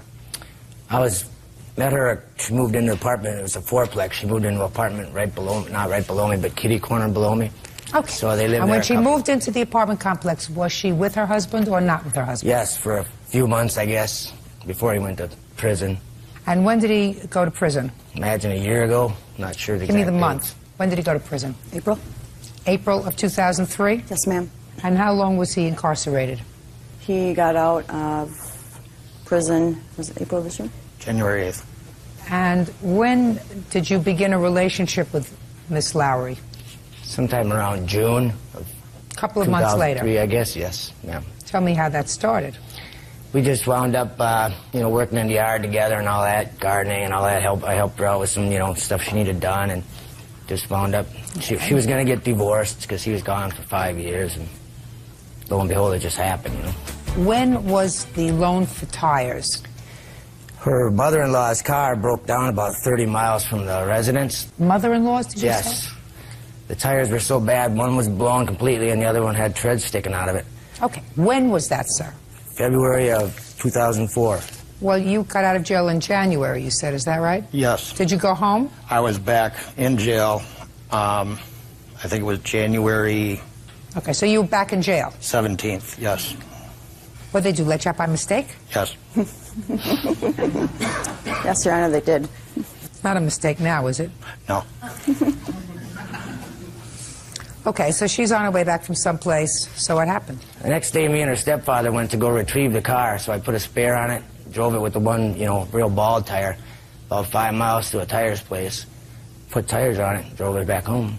What did she say to you and what did you say to her that caused you to go back with her relative to get the car? That she would pay me, if I bought the tire, she would pay me as soon as she got her check, which is on the 3rd, and this was like February 29th, so I said, okay. So I charged it on my charge card. And then when it came time to pay me, she skipped town. How much were the tires? $107, I believe. I have the receipt right here in my credit card statement. Can I see them, please? Yes. I have pictures of the car also if you want to see it with the tires. No. Okay. Well, but you're suing her.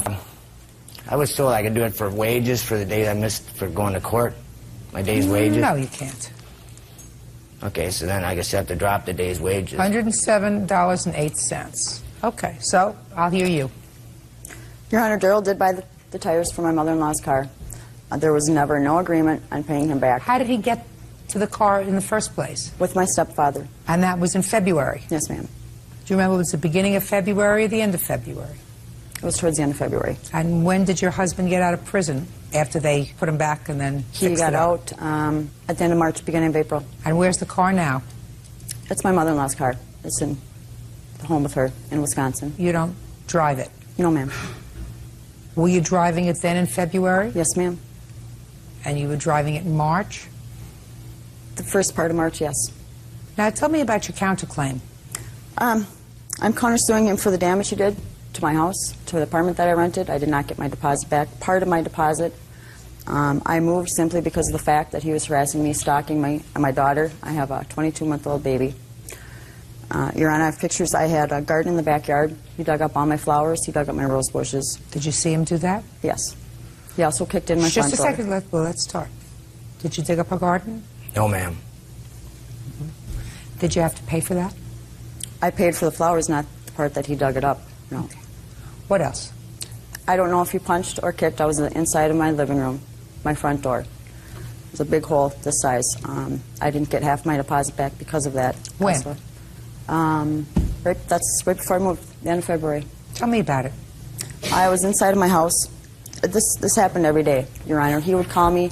Just tell me what happened at the end of February. I was inside of my house with my daughter, and he was banging on the door and banging on the door. Let me in, you owe me money. Oh, just say, let me in, you owe me money. Can I say it on TV? Shh, just a second. Let me in, you owe me money. And what did you say to him? I said, Daryl, you're drinking, you're not coming in my house. No, quit calling me, quit coming over here. Okay, so he wanted his money. And you already told him that you weren't going to see him anymore. I told him to stay away from the house, yes. Okay. I was very scared of him. Okay. When did you start to get scared of him? After I seen through him, my husband kept warning me. Just a second. When did you start to get scared of him? Very scared of him? No, let's say a little bit scared of him. Beginning of the year. Beginning of January? Before he even bought the tires. So why did you let him buy the tires? I didn't have any other choice. I was a single mom. I was sick. I had no money. Why'd you get a job? I'm disabled, Your Honor. What's the matter with you? I have Wagner's vasculitis. What does that mean? It's like a form of cancer. It attacks my heart, my lungs, and my kidneys. And when were you diagnosed with that illness? 1994. It seems to me you can do everything else except work. You can have a husband, you can have a house, you can take care of your house, you can take care of a garden, you can drive all over Wisconsin. What you can't do is work. That's peculiar. He wants $107 for the tires. You went back to your husband. Give him the $107. Okay? You got it? Good. Counterclaims dismissed. That's all. Thank you, Your Honor. Parties are excused, Ms. Stefan. The whole time I kind of knew she was using me somewhat, but towards the end I thought it was just, that's all it was for. It was an everyday thing. He gave me money, gifts, helped me pay my bills. The tires was no exception. She's way out there. I don't know what she's talking about. I'm not real pleased with all of it, so... And I just think that he got lucky that the only thing that happened here was a court proceeding. She had different guys over there all the time, 3, 4 in the morning. I had no idea what was going on. And, as far as I know, she was still getting divorced. But, ours just got too volatile, it fell apart, I think that my wife wears her heart on her sleeve, and she thinks everybody's good. But sooner or later, somebody wants something for whatever they give them. Judge Judy continues in a moment. Friend Emily DeTora owes for a loan to buy a Mitsubishi Lancer. Emily claims Gregory gave her the money. 24-year-old music manager Shamika Staves is suing recording artist Aqua Lee for breach of contract and studio costs. Aqua says her contract is with Shamika's husband. Miss Staves, your husband signed Miss Lee to a contract, according to the complaint that I read, and that contract was for her to sing for his new record label, and she was his first talent, and also to act as manager. And then he was shipped out to Iraq. Yes, he was in the reserves. I assume he was in the reserves. No, he was active duty all along. And according to you, you spent a lot of money to do things, get orchestrations, et cetera, for her, and she refused to cooperate with you. And Miss Lee says she didn't sign on with you. She signed on with your husband. When did you sign this contract? February the 7th. May I see it, please? Ben was in active duty in February of 2004. Is that right? That's correct. So he was doing this sort of on the side? That's correct. And as far as me just taking over, Your Honor? Just 1 second.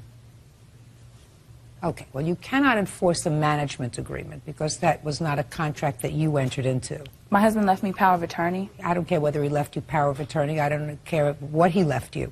That was a personal contract entered into between the two of them. Just as Miss Staves, she couldn't get somebody, this nice lady sitting over here in the audience, right here, and say, well, I'm going to substitute her as a singer for my management contract. Okay, I right? understand. Do you understand? Yes, ma'am. It's a personal relationship. All right, so tell me, what terms did she not perform? Well, she agreed to allow me to conduct the business for her How in did my you do husband's that? absence. They did that over the phone. My Who's husband they? called her, my husband and Aqua. They communicated with each other. That's hearsay. Well, then, Aqua... That's hearsay.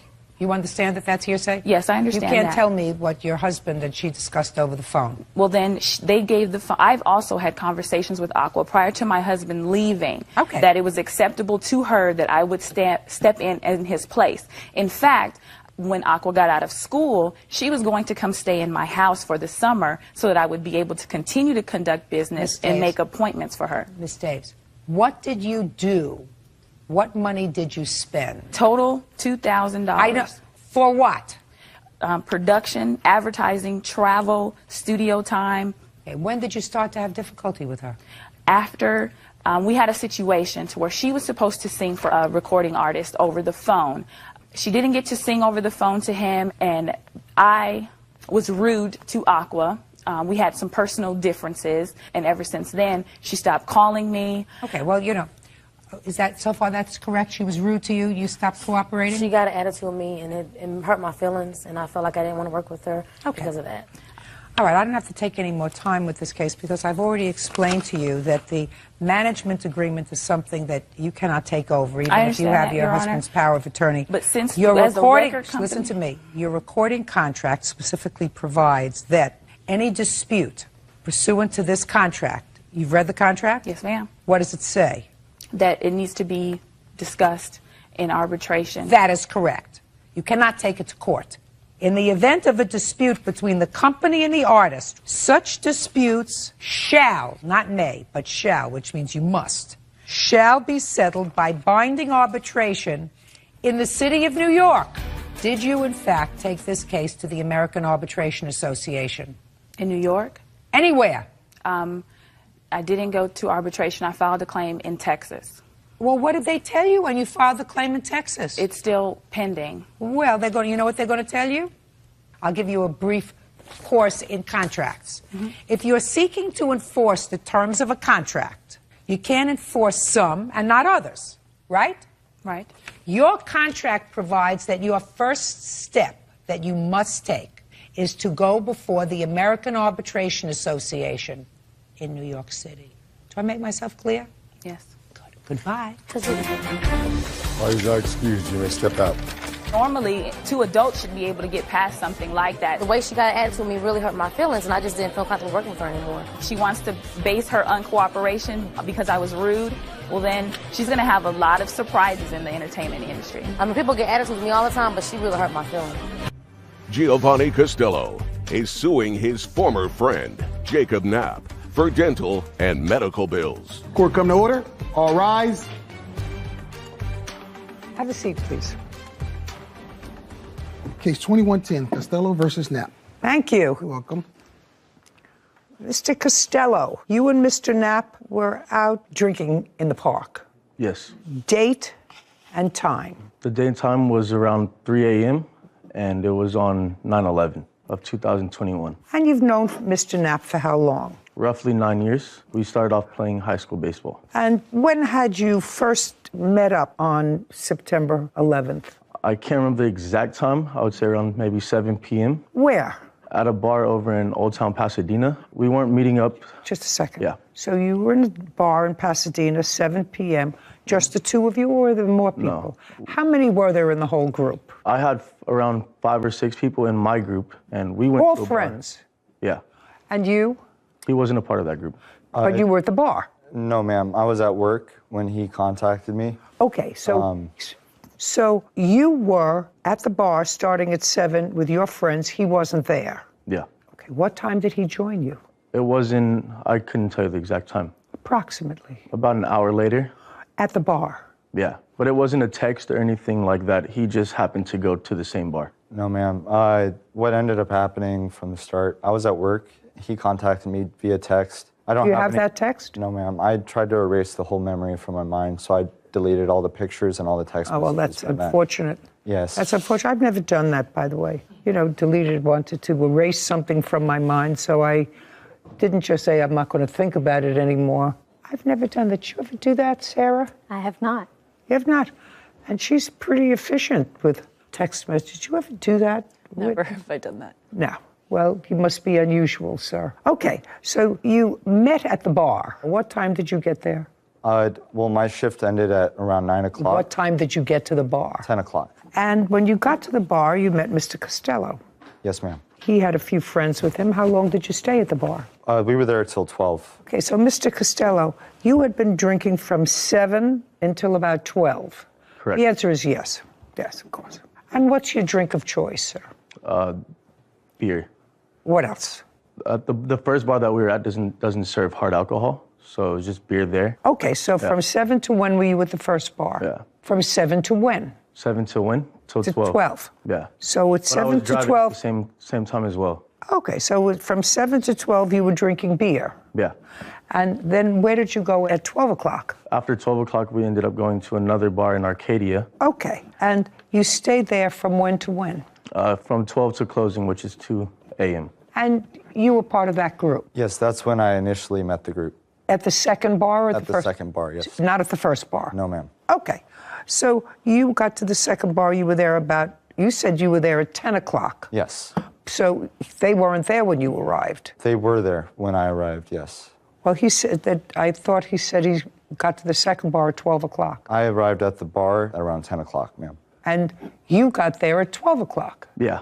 Yeah. So by the time you all got together and left the bar, you had all been drinking, you for a very long time and you for a shorter time. Yes, ma'am. So from 10 to 2, so 4 hours. And what's your drink of choice? 10 to 12, Your Honor. I apologize. 10 to 12. Where did you go at 12 o'clock? 12 o'clock is when we had all decided to go to a park, kind of a low-key area. No, he said that he went to a bar between 7 and 12. Am I correct, Whitney? Did he say? 7 and 12. He said you were at the bar, first bar, between 7 and 12, drinking beer. That's what you said. Correct. You said the first bar only served beer. Mm-hmm. Is not an answer. Yes, Yes is an it answer. You say at 12 o'clock you went to a second bar where you had alcohol between 12 and 2. Yes. Correct. Yes? Correct. You got to a bar at 10 o'clock. Yes. Which one? The beer bar or the alcohol bar? I finished my shift, like I said, at 9, and I showed up at the bar at 10 to meet up with them, to try to rekindle an old friendship. Okay. Yeah. I actually don't care about that. All right, so partially you got your story straight, partially not. Anyway, you were two drunks. Now it's after 2 o'clock, and you decide to go to a park. How many people went to a park, and what park? It was the same amount of people that I was with from the start. And you were along at the park? Yes, ma'am. Yes, it was. Okay, did you take any beers to the park, or you went without them? You took Yes. beers to the park. The answer is yes. Yeah, the main reasoning of going to the park was after the bar had closed. Jacob mentioned to the group that he had beers with him. So that incited us to go to the park and have some To continue beers with him. drinking. Exactly. Yeah. Yes, prior to me showing up, I did stop by 7-Eleven and pick Okay, so you had beers with you, and you were at the bar. Yes. Nice, very good. Now you get to the park, you're drinking beers. Now you're going to describe what you say is the assault that you suffered at the hands of Mr. Knapp. Now, I want you to know my feeling before you tell me the story. Okay. I usually don't get myself overly exercised about what drunks do in a park. Do you understand? Mm-hmm. I know that you may be all exercised about it, although I'm not exactly sure you're all exercised about it. So if you really are, I'm going to listen to you. If you're not, Yeah. we just eliminate this case. Do you understand? Yes, ma'am. If he just simply tossed me a beer, I don't understand how a beer can could chip my tooth the way that it Just did. a second. I can eat a biscotti and it can chip my tooth. Biscotti, that's a cookie and a half. I mean, I could chip my tooth on my grandmother's steak. It was so hard.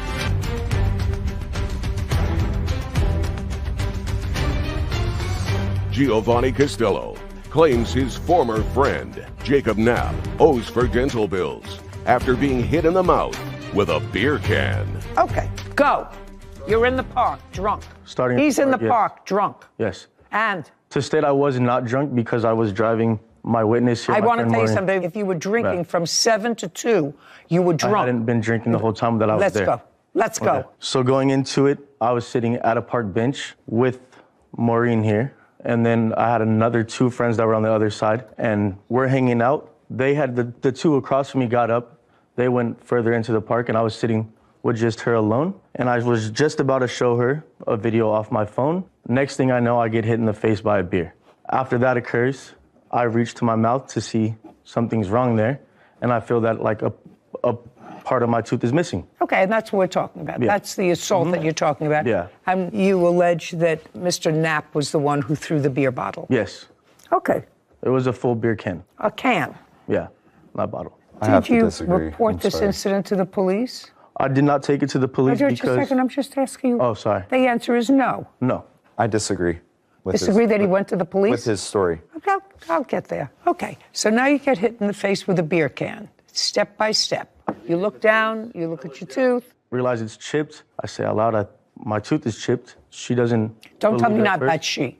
Just you. Just me. I noticed it was chipped, and then after I announced that it was chipped, several of my friends, I guess, went towards him, and I Well, don't you know. didn't tell me anything about him. You didn't tell me. You just said you got hit in the face with a beer can. Yeah. That's all you said to And me. he was the only other person that was standing right there, besides her sitting Just a next to me. So you didn't see him throw the beer can at you. There was no one else there. I'm just. Yeah. Oh, sorry. I didn't see him throw it at me, but there was never a case of. No, you didn't. Of anything. That's else. all. Yeah. You didn't see him throw it at you. No. Okay, go.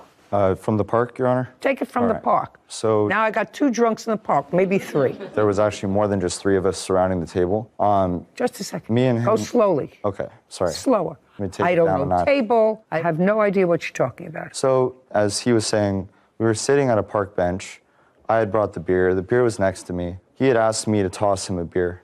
And that's plainly what I did was I underhanded him lightly a beer to him. And in his defense, he's saying he wasn't drunk, but it definitely was apparent that he was. When And you lightly anybody who's been toss a drinking beer, from 7 to 2 in the morning is drunk. Yes, ma'am. So I lightly tossed him a beer, and unfortunately it was dark enough to where he had missed, and the beer had hit him in the face, which after immediately I started to apologize to him, stating that I didn't mean to, but it was apparent he was looking at me and did not catch the beer. So personally, I think everything he said to you right now was... That's your story.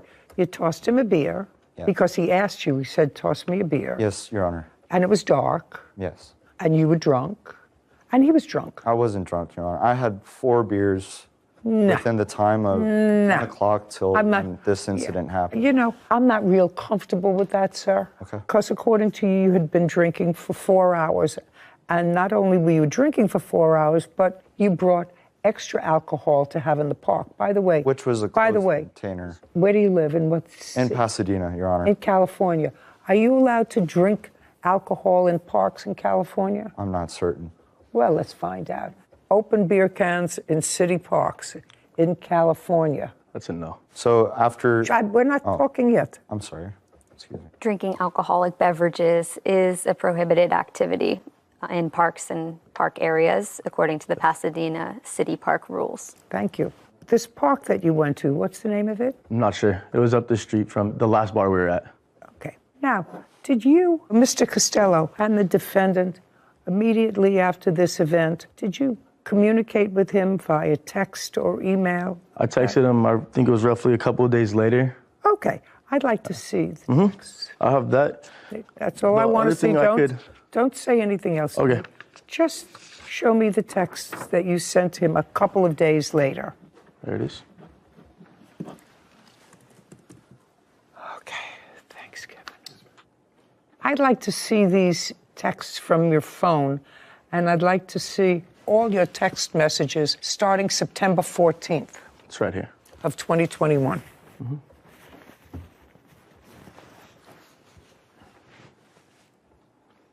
No, sir, you have to understand. What you said to me here, what you gave me, is 2 texts a year apart.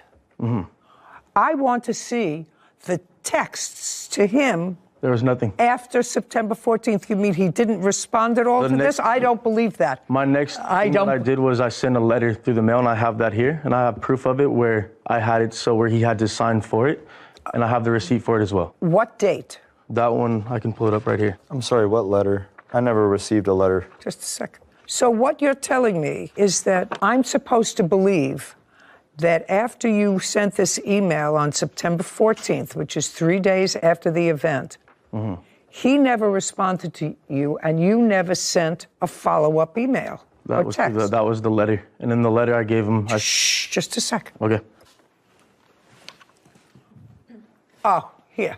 Take this back. It's nonsense. I don't want to see something prepared for litigation, sir. You said you had a document that you sent to him that he had to sign for. If you sent him a letter, return receipt requested, then you have a return receipt requested with a signature on it. That's a document that you prepared 2 days ago. I have the receipt in here. Let's get it. Okay. I never signed such document. Just don't shout out again. Yes, ma'am. It's annoying, and I'm annoyed enough with this case. I'm sorry for being so unorganized. Me too. Yeah. I'm sorry you're so unorganized too, or disorganized. Oh, here it is. Great. Certified mail.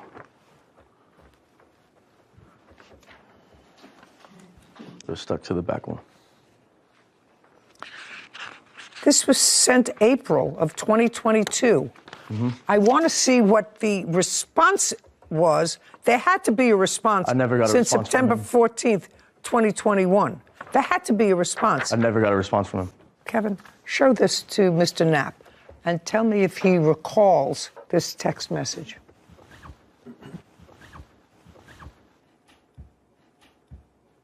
Your Honor, no, I do not remember getting this text. Why would you respond a year later?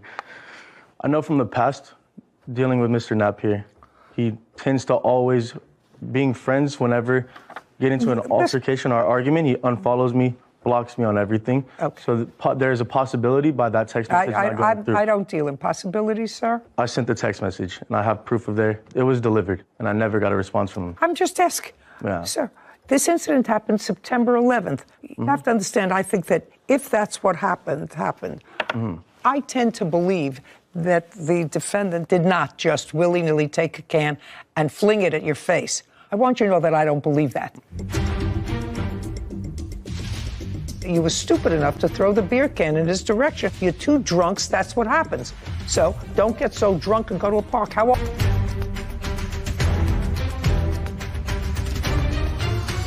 Giovanni Castillo has accused his former friend, Jacob Knapp, of hitting him with a beer can.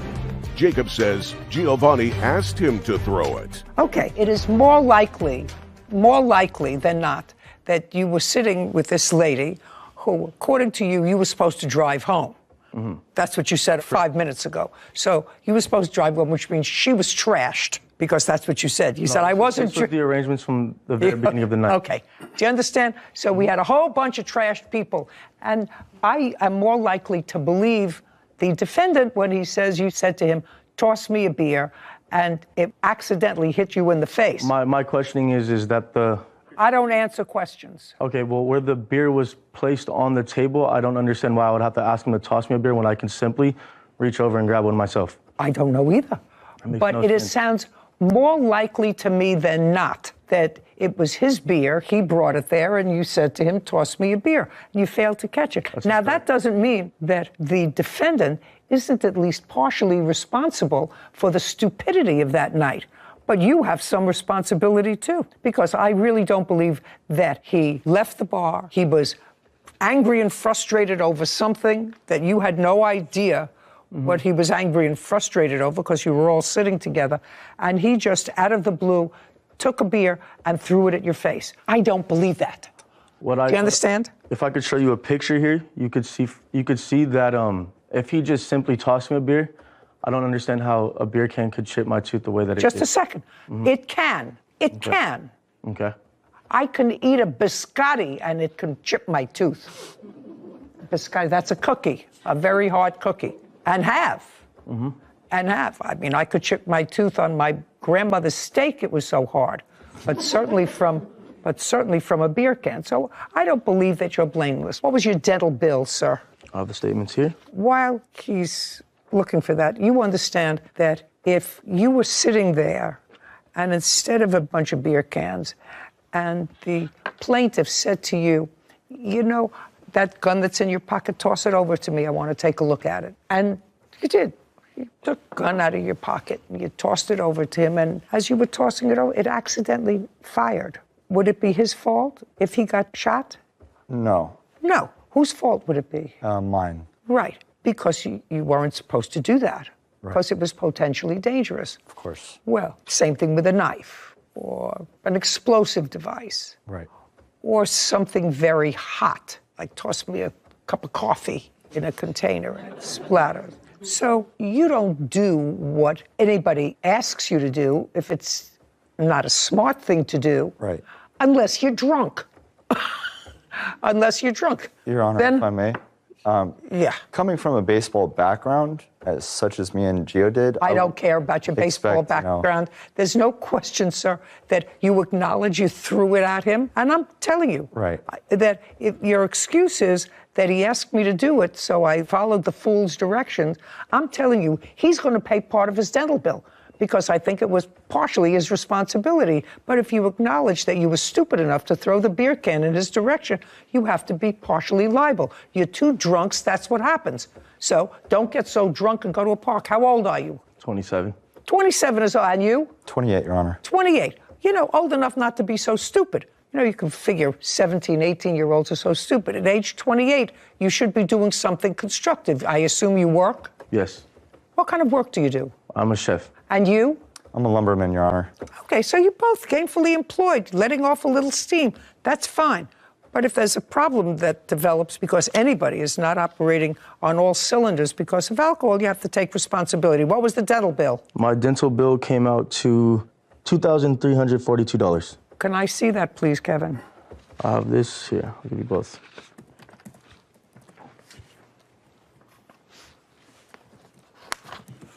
Was any of this dental bill covered by insurance? On the dental, no. Okay.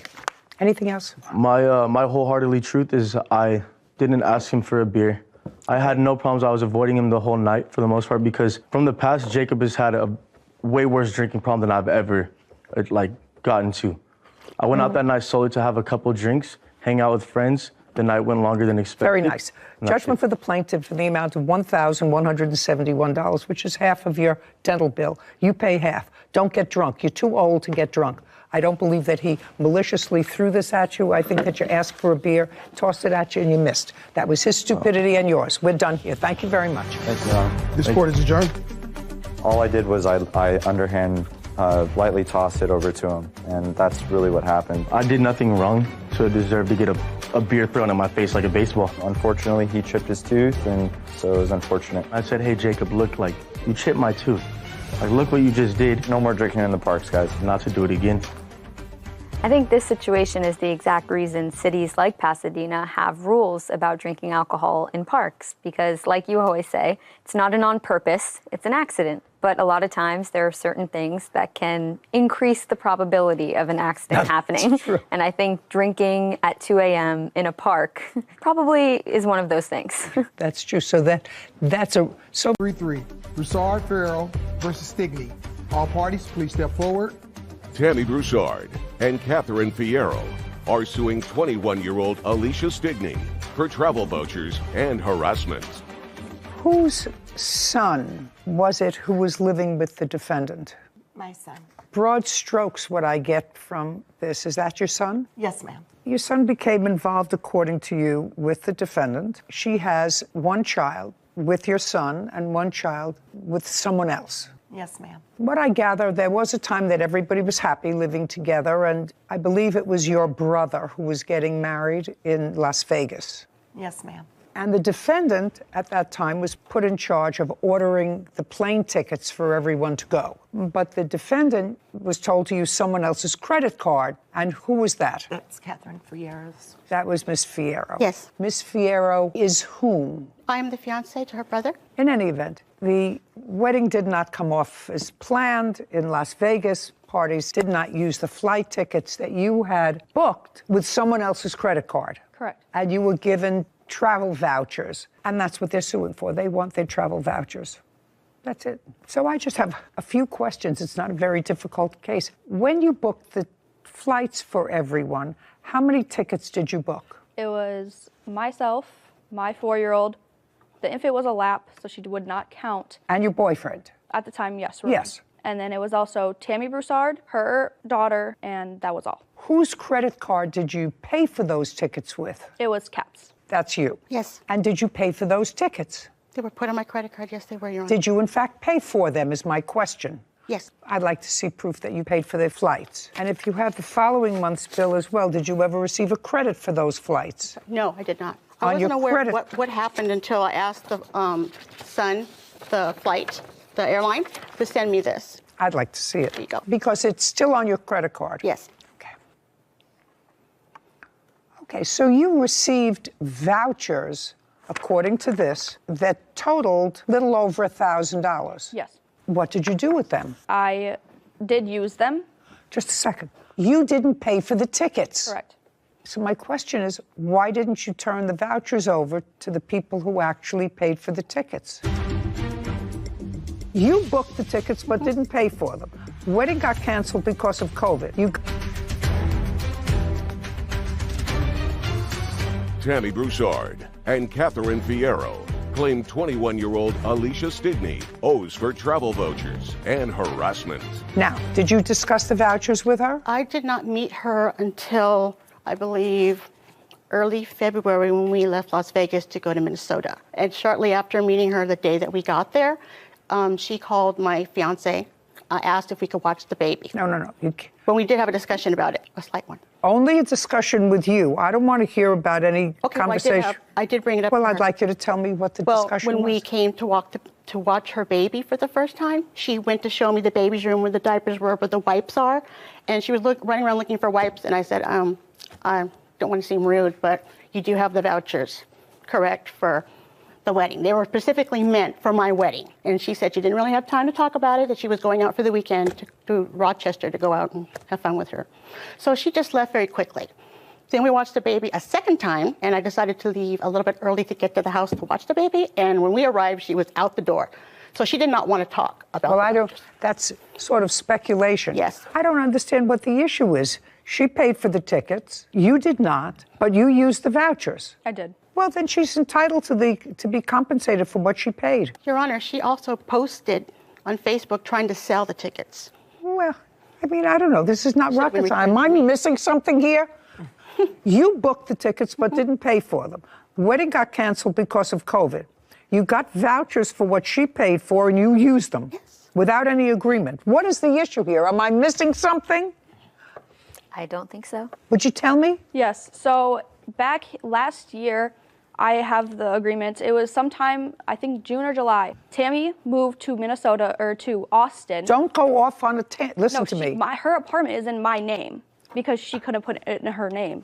Okay, and? So they said, because later in February, Kat had now moved into Tammy's apartment with Tammy that is in my name. Okay. So they, as a thank you, they had said that they did not want the vouchers back, that I could use them. They also said that they would not able to use them before they expired in October of this year. That is not true, Your Honor. What do you mean they said? Those are two people. Yes, Tammy and Kat. I had ran into Kat at Walmart sometime late March, I think it was, after me and the Romaine had broke up. Whatever his name is, Romaine, and I broke up. Yes. I'm still trying to figure out why you didn't give her the vouchers when you got them. We were still together, me and Romaine. We were planning on taking a trip this year. What difference does it make? Were you supposed to pay for the tickets to Vegas? No. Was that your agreement, that somebody else was going to pay for them? They agreed that they'd pay for them, yes.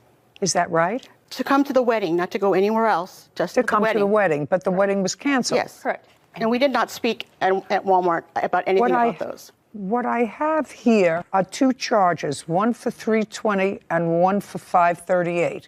Is that what you spent on the tickets? Yes. And ma'am, I have something from June 18th on Facebook where she was trying to sell them on Facebook.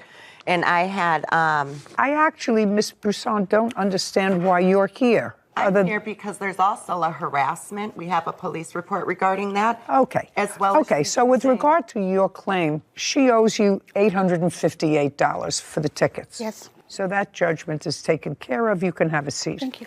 The other part of the claim is for harassment. Do you want to tell me when this harassment started? I assume it was after your son and the defendant terminated their relationship. And if you indicated that you had a police report, I'd like to look at it. Yes, ma'am.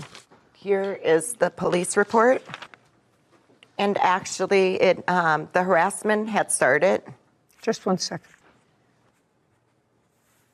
As far as this police report you gave me, the only thing that's complained about here, really from your end, initially, was the fact that your son's tax money was put in her bank account by mistake. It was something entirely different because he doesn't have the evidence that he needs with that. I don't care. I'm just telling you what the document is that you handed me as evidence of harassment. And the document that you handed me as evidence of harassment, the focal point of it is last week that's his tax return got deposited. Alicia withdrew all the money from the account, and this included $1,500 from the tax return and $1,000 that was in the account.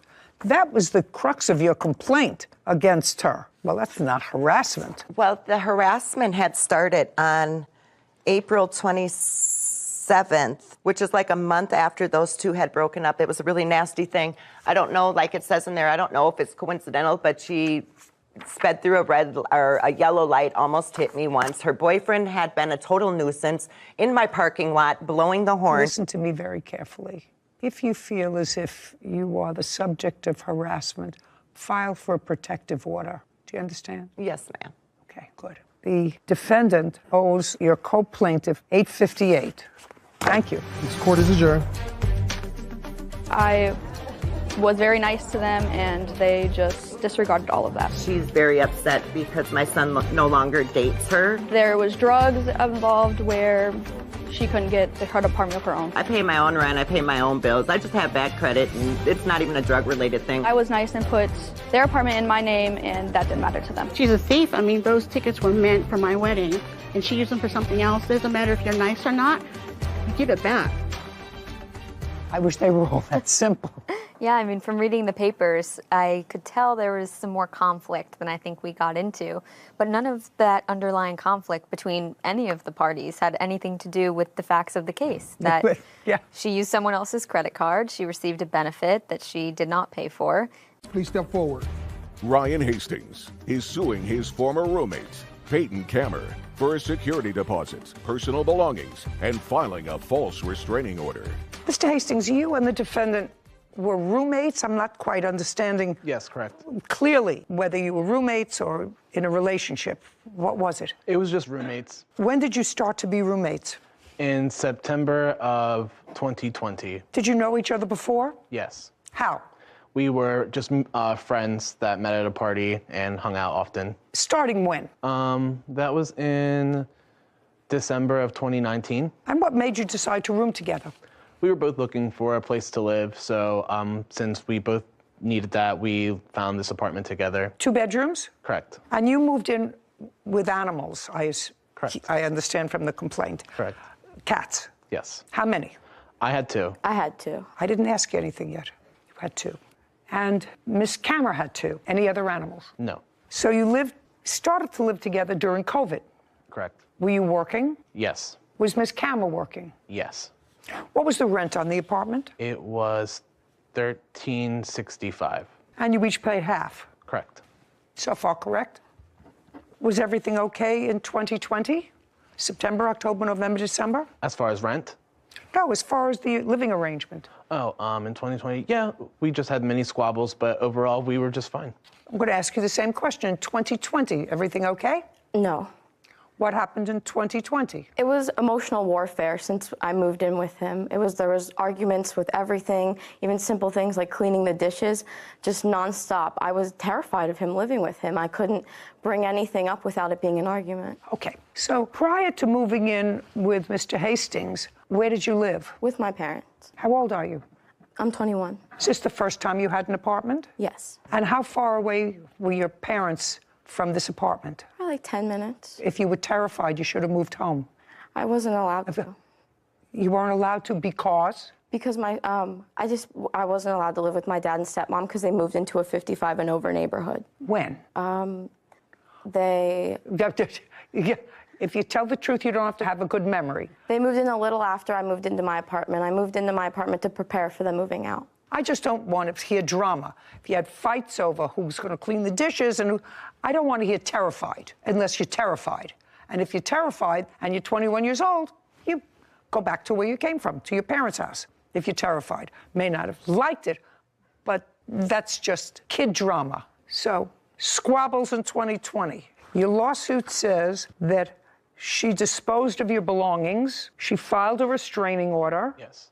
As a result of the restraining order, you were evicted from the apartment. Yes. It was a false restraining order. You hired a lawyer to appeal the finding of the judge yes. that you had harassed her because this restraining order was based on harassment. Yes. May I see a copy of it, please? I have a copy of the restraining order. Of the order or what it was based on? It said what it has the whole thing. It says what it was based on. Yeah, I see what she has. It doesn't look like it was told. It was what it was based on. You do a write-up of what it was based on. On the front page, in a little box, it has a little description of what happened. Okay. So the judge who heard this case, and I'm assuming everything in this write-up is true. On the above date, which was the 7th of September 2021, on the above date and time, defendant and the plaintiff engaged in a verbal argument over household chores. The defendant then made comments to the plaintiff that he would go crazy on her and raised his fist. The defendant stated this multiple times and started shaking in anger, causing the plaintiff to be in fear for her life. And you had a hearing on this? Yes.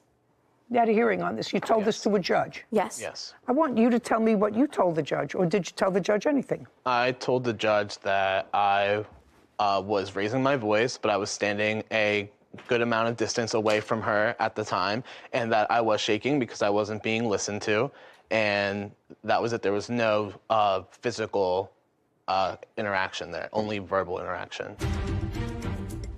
Did the judge say to you, how would you describe shaking in anger because you weren't being listened to? I was shaking just because I was angry. I was just trying to keep my composure. Well, that would frighten me.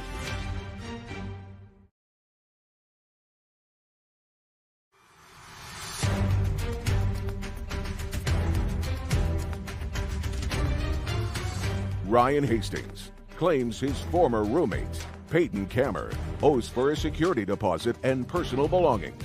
Peyton is countersuing for rent and emotional distress. Now, tell me, did the judge say to you, how would you describe shaking in anger because you weren't being listened to? Can you repeat that question? I don't know how you were shaking. You mean you... I was shaking as in like, I was shaking just because I was angry. I wasn't being listened to. I was trying to keep my composure. So I was just shaking. Well, that would frighten me. Actually, I don't know whether I'd put you out of your house, but that would frighten me. Mr. Hastings, where are you living now? I just moved into a new apartment. With whom? Myself. Better? Yes, and my cats. Perfect. Yourself and your cats. Great. Now, I'm going to tell you, Mr. Hastings, if that happened to me with a man who was larger than I was, that might frighten me if he appeared out of control. So I'm dismissing that part of your complaint, which seeks damages for a false restraining order. Okay. What you actually just testified to me, and I took everything that she said in her complaint against you.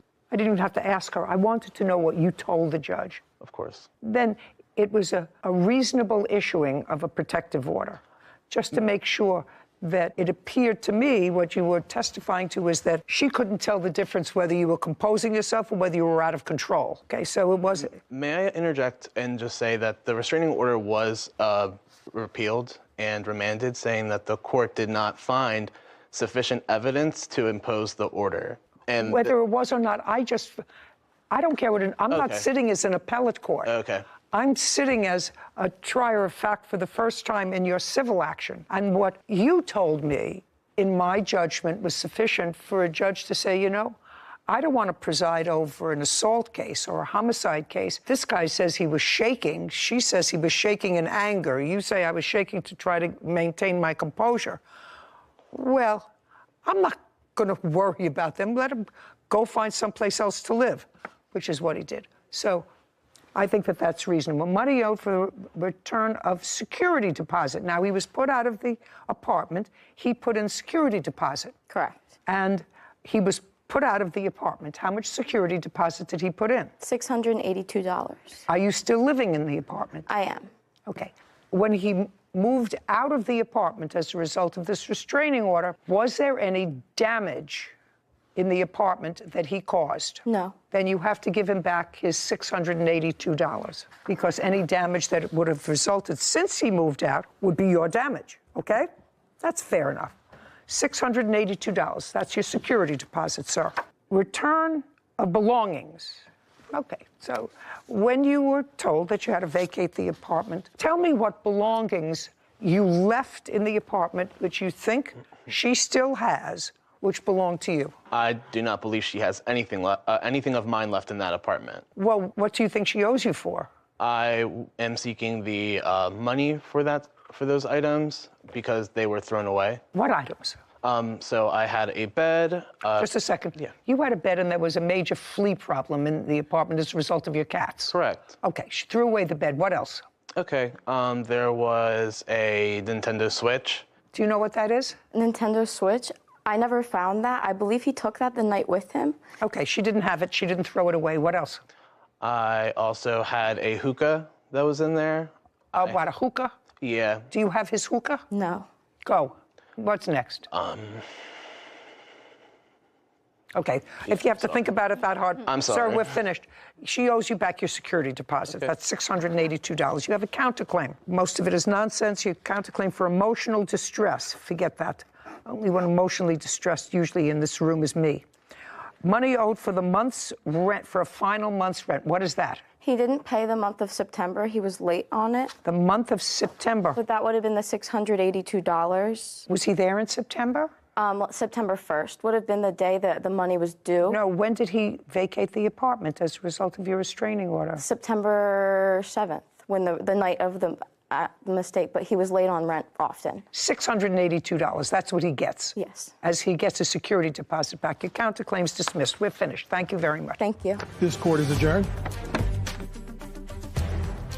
I don't really disagree with anything. Everything went perfectly the way I would have hoped it went. I'm glad I got my security deposit back, but I could have definitely been compensated for the items that I lost. I mean, he got a little money out of it, but way less than he thought he would. It's a good day. Sometimes I can get anxious, but I would not hurt anybody physically. I hope he gets some help. Me and my cats are the best trio. You know, I remember from a very early period in my life when I started college that I wasn't really good at having a roommate. I think you must have passed that on to me.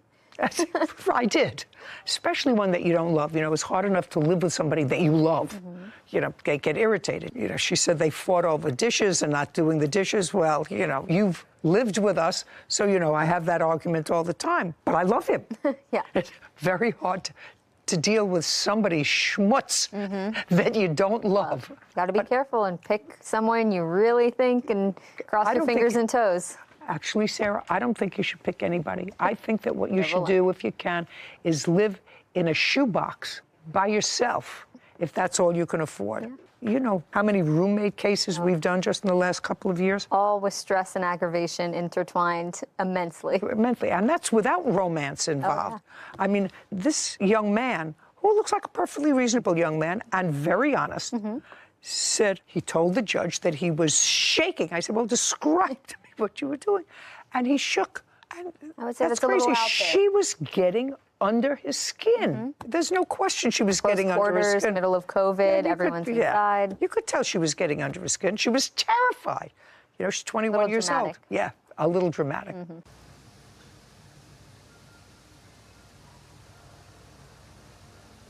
Các bạn ơi, hôm nay thì các bạn sẽ cùng mình tô màu cho bức tranh về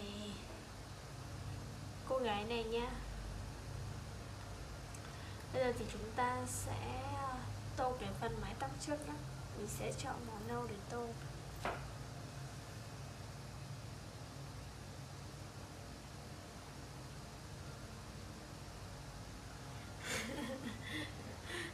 Mắc cười vậy.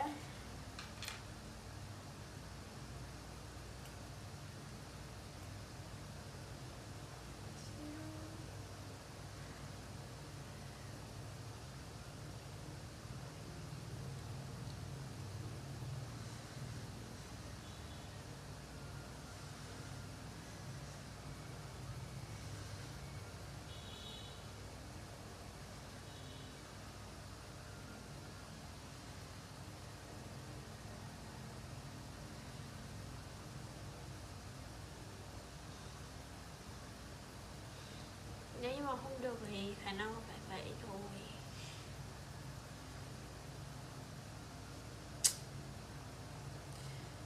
Mai mà ở nhà mình hối say được gì luôn.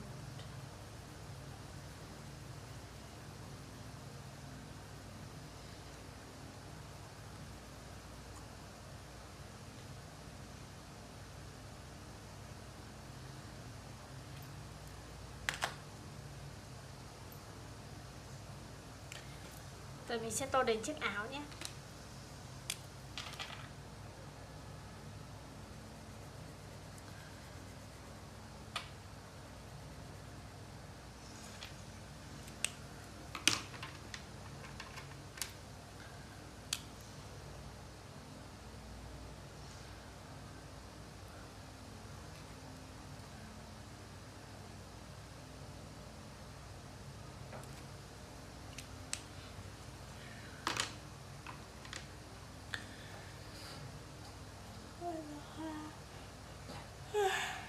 Ly anh ấy cái gì?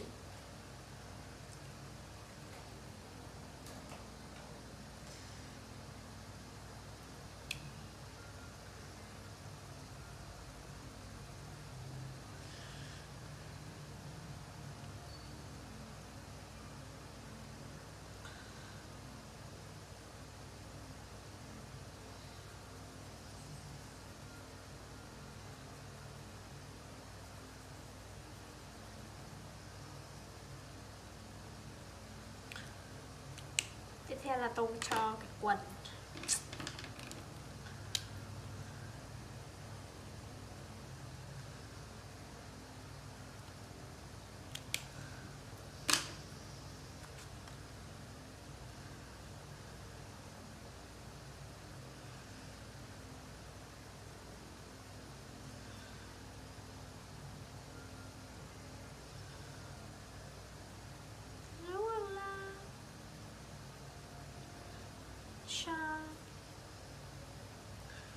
Xin chào.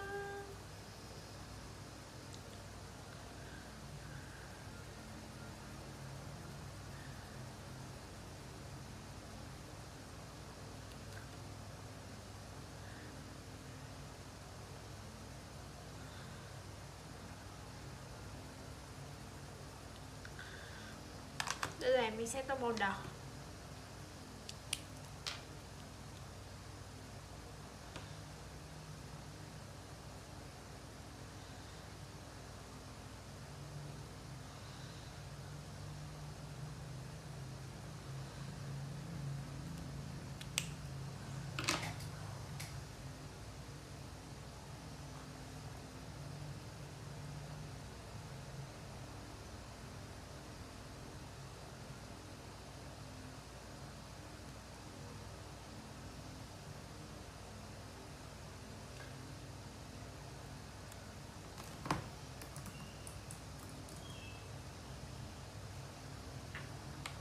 Hôm nay thì mình đã hoàn thiện xong cho bức tranh. Mình cảm ơn các bạn đã cùng mình đón xem và theo dõi. Video này của mình đây là kết thúc nhất. Tạm biệt và hãy ủng hộ mình ở những video tiếp theo nha.